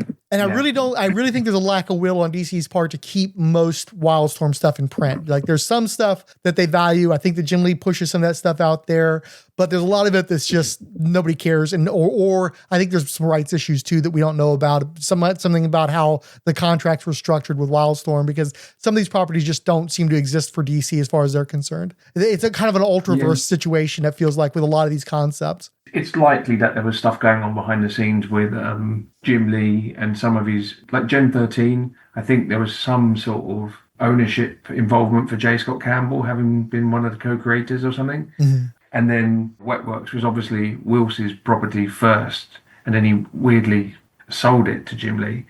Because otherwise, I guess we'd see a bit more, like Wetworks feels like that could work within DC, vampires and werewolves. Mm-hmm. Like I don't think that they've ever done anything within the DC universe with the Wetworks concepts. Yeah, but I could see it working. But yeah, I don't quite understand what they got when they bought WildStorm beyond a few years of decent comics. Well, I think that they bought access. Well, for starters, they bought the market share, since WildStorm was a workhorse of Image Comics. It was the one that was bringing the most money to Image at the time, so they were going to get that market share. But also, again, the coloring, they were going to get access to quote unquote hot artists at a time where DC had trouble getting artists of the caliber that WildStorm was getting. They didn't keep those artists because they weren't indentured servants or anything, but they did get to keep some of those guys who stayed working with them steadily, including Jim Lee, obviously. Just Jim Lee alone, having exclusive access to him for the next 30 years was probably worth the money they spent on WildStorm. Yeah, a Batman cover every month for the next 30 years. Mm-hmm. And of course, they got Alan Moore. Right. Like, yeah, now that was closer to indentured servitude, but somehow he managed to cash those checks because they put enough partitions between him and them, even though ultimately he's still getting paid by DC. So come on. Yeah. Lucy Blaize, the raven-haired Amazon that served as the Wonder Woman of WildStorm, presumably disappeared in order to give birth to and raise the child mentioned in the miniseries. She might have also been mourning her lover and presumed baby daddy, John Colt. However, that was not the father of her child. And the mama is better known today as the white-haired cherubim Wildcat Zealot. In the 60s, John Colt was overwhelmed by Damonites and urged Mr. Majestic to flash fry everyone in the area with his vision powers. I'm uncertain of the timeline, but Lord Imp supposedly recorded Colt's persona from his wretched frame at some point during this battle, before himself being struck with amnesia. After recovering his memory, Imp downloaded Colt's consciousness into the Spartan android that served on the Wildcats. However, Colt had managed to physically survive his trauma, probably because he was secretly a low-powered cherubim, and Miles Craven used him to infiltrate a criminal organization that will be addressed at another time. Slay is actually Marc Slayton, who will go on to serve on Team 7 in the 1970s, and then Stormwatch in the 1980s. Think Tank is Henry Bendix, who will help found and run Stormwatch, the premier United Nations superpowered intervention team. Saul Baxter put a mental whammy on Slaughterhouse Smith that left him in a coma for 35 years. His body was maintained with the help of his faithful valet Ruddock. In the meantime, Smith's daughter grew up to become a drunk, but her grandson developed the same powers as Slaughterhouse Smith. Unfortunately, the grandson was insane and used those powers as a serial killer to carve up women, partially as a misguided revenge against the Wildcats. This was also instigated by Ruddock, who seemed to kill himself over it. At some point, the fairly well-preserved Slaughterhouse Smith finally awakened, but was very disappointed by how soft later American generations had gotten. He orchestrated a massacre with several other powerful WildStorm villains, and when a much weakened version of Stormwatch attempted to arrest him, he whipped a lot of them and left them for dead. That was the last anyone saw of him. So tell me, what were your favorite files? The Alan Davis Team 1 was obviously the best looking thing of any of this stuff. Yeah, I go back to that Tom Raney Majestic. That was great. And just overall, I think it's pretty great that Tom Raney got to do all the characters that are in his book. That feels pretty decent. And he got to do them a kind of justice that they don't really get in the book, because he's got up to 3 inkers and terrible colours and everything, whereas they seem to invest a bit more money in the production values of those chromium trading cards. So yeah, those are my standouts. The Davis and the Raney Majestic, but also just like Raney in general, and kind of goodwill it generates by having him get to do all his own characters. I love Tom Raney. He's one of the artists from the Chromium Age, from that period, that I don't look back on embarrassment. I am proud of him and the work that he's done in the years since and his evolution as an artist. I loved his stuff in the time period. I love his stuff even more now. I got the privilege of having him do a piece for me a couple of years ago, and it was fantastic. And he did such an extraordinary job, far exceeded what I had any right to expect from him. And nice. So I love that he did that, and I love the work that he did here. I love the trading cards. My favorite of the cards was the Colt, because I just love that mix of the rah American flag, but then you got the flames, and there's this nuance of Colt's supposed to be this all-American hero, but there's definitely dark stuff coming for him in the aftermath of his story arc. And there's just a lot going on in that image that I really appreciate beyond just being a cool image. But he did clearly put some thought into most of the images that he put forth here. And again, that's part of why I respect him so much. So I really loved his Colt in particular. Obviously, the Alan Davis is fantastic. That should be a poster. That's the thing that if you want to ever get anybody to appreciate these characters, appreciate the concept of this team, you put the Alan Davis in front of them, because that's fantastic. And again, this isn't like the 2 covers where they're just sort of thrown all over the place. There's clear thought that all these characters relate to each other. All these characters are part of the same image and part of the same motion. Their guns are pointing in the correct directions instead of at each other. So you gotta love that. And Alan Davis is just one of the greats. But I also wanted to a shout out to the Johnson image of Mason. I just really like that retro 50s vibe that he gave the character. That's clearly the best thing that was ever done with that character, was that one image. And I wish that image had connected more to what they actually did with the character. Yeah. Yeah, it strikes me that the Alan Davis one has got one of... Do you remember Hard Corps, that Valiant book? Mm-hmm. It looks like Henry Bendix is a member of Hard Corps driving that big tank. Yeah, absolutely. The suit was 100% looking like that. Do you know the story of why Jim Lee did the first issue cover for Hardcore? Remind me. I'm sure I've heard this. Steve Mazarski was able to score him U2 tickets in California. They were sold out, and he got him U2 tickets, and that's why that cover came into existence. Wow. It made me buy the book. It was. I think that might have been one of my first Valiant books. Unfortunately, this whole round appears to be a dead end. Give me just 1 second. I'm going to change files and refresh myself on my copies. But at least Billy was able to help me secure a view of my confidential Communiqués. A World on Fire, JSA, All-Star Squadron, Earth 2, Abel Muftik, Alexander M. Osias, who commented on Volume 9, Silver Age, Secret Files and Origins. Exciting stuff. I have to find the actual pages you're talking about. Alan Boyce Jr., Dr. Ange, The Bat Pod, Bat Kiss, The Boulder 27, Between the Pages blog, Billy D., Billy Hines, Comics Enabler and Victim, who added, if 10 makes himself a 10 girlfriend, that's basically 10cest. Wah, wah. Braveheart Tegan, Broken Demon 96, Chris A. Field, Other First Games, Cure Fairyheart, Dale Freeman, Damn, That's Crazy, Dave's Comic Heroes blog, DC Dave, Doc Strange, Dr. Pop Culture, The Earth 2 Podcast, Ed Moore at Till Productions, History of Comics on Film, Ian, Into the Weird, The Irredeemable Shag,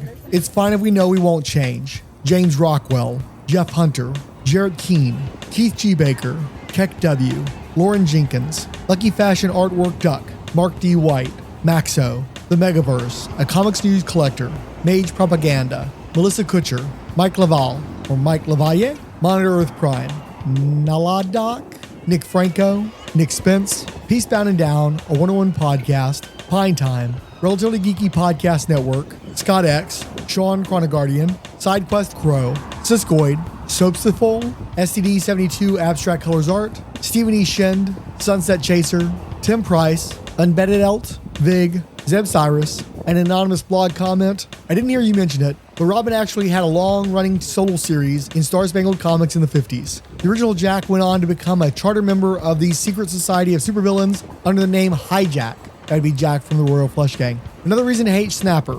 He was retroactively linked to the Royal Flush Gang when it was revealed that his uncle Simon was leader of the secret group, Major Arcana, with the Royal Flush Gang as his foot soldiers. As I was wrapping up the report, Billy called my attention to our surroundings. I think this is the time talking, Frank. This is my 11 o'clock. Sure enough, just to our left up ahead was a spook, so he hooked a right onto Mary King's clothes. I think we're fine. Billy was overly optimistic, as I nodded in the direction of more government men approaching. Wow, okay. One there, and one there. We made our way into a flock of tourists, as Billy tried to keep up with our tails. 1 second, I've lost... I'm such an amateur, Frank. I asked Billy to cover me as I pushed my way past visitors to escape into the Edinburgh vaults, the prior version of the city that had been buried underground in the 18th century. Get out of my way, you git! All right, you bastards. If you want me, come in and get me. Now that we've revealed our secret files, it's your turn to give up the goods. Let us hear your thoughts. Share your opinions by recording an audio file that we can run on the air, or write an email at rollspinepodcast@gmail.com. Leave a comment on the Rolled Spine devoted WordPress blog for this episode, or maybe on the Tumblr gallery. Tweet at Rolled Spine, or go skeet at Diablo Frank on Blue Sky. What will the topic be next month? Sorry folks, they wouldn't be secret files if I gave them away. You'll just have to do your part by listening to each episode. Thanks to everyone for tuning in. I've been Frank, and as always, we leave you with a question for the next episode. Do you want to hear a secret?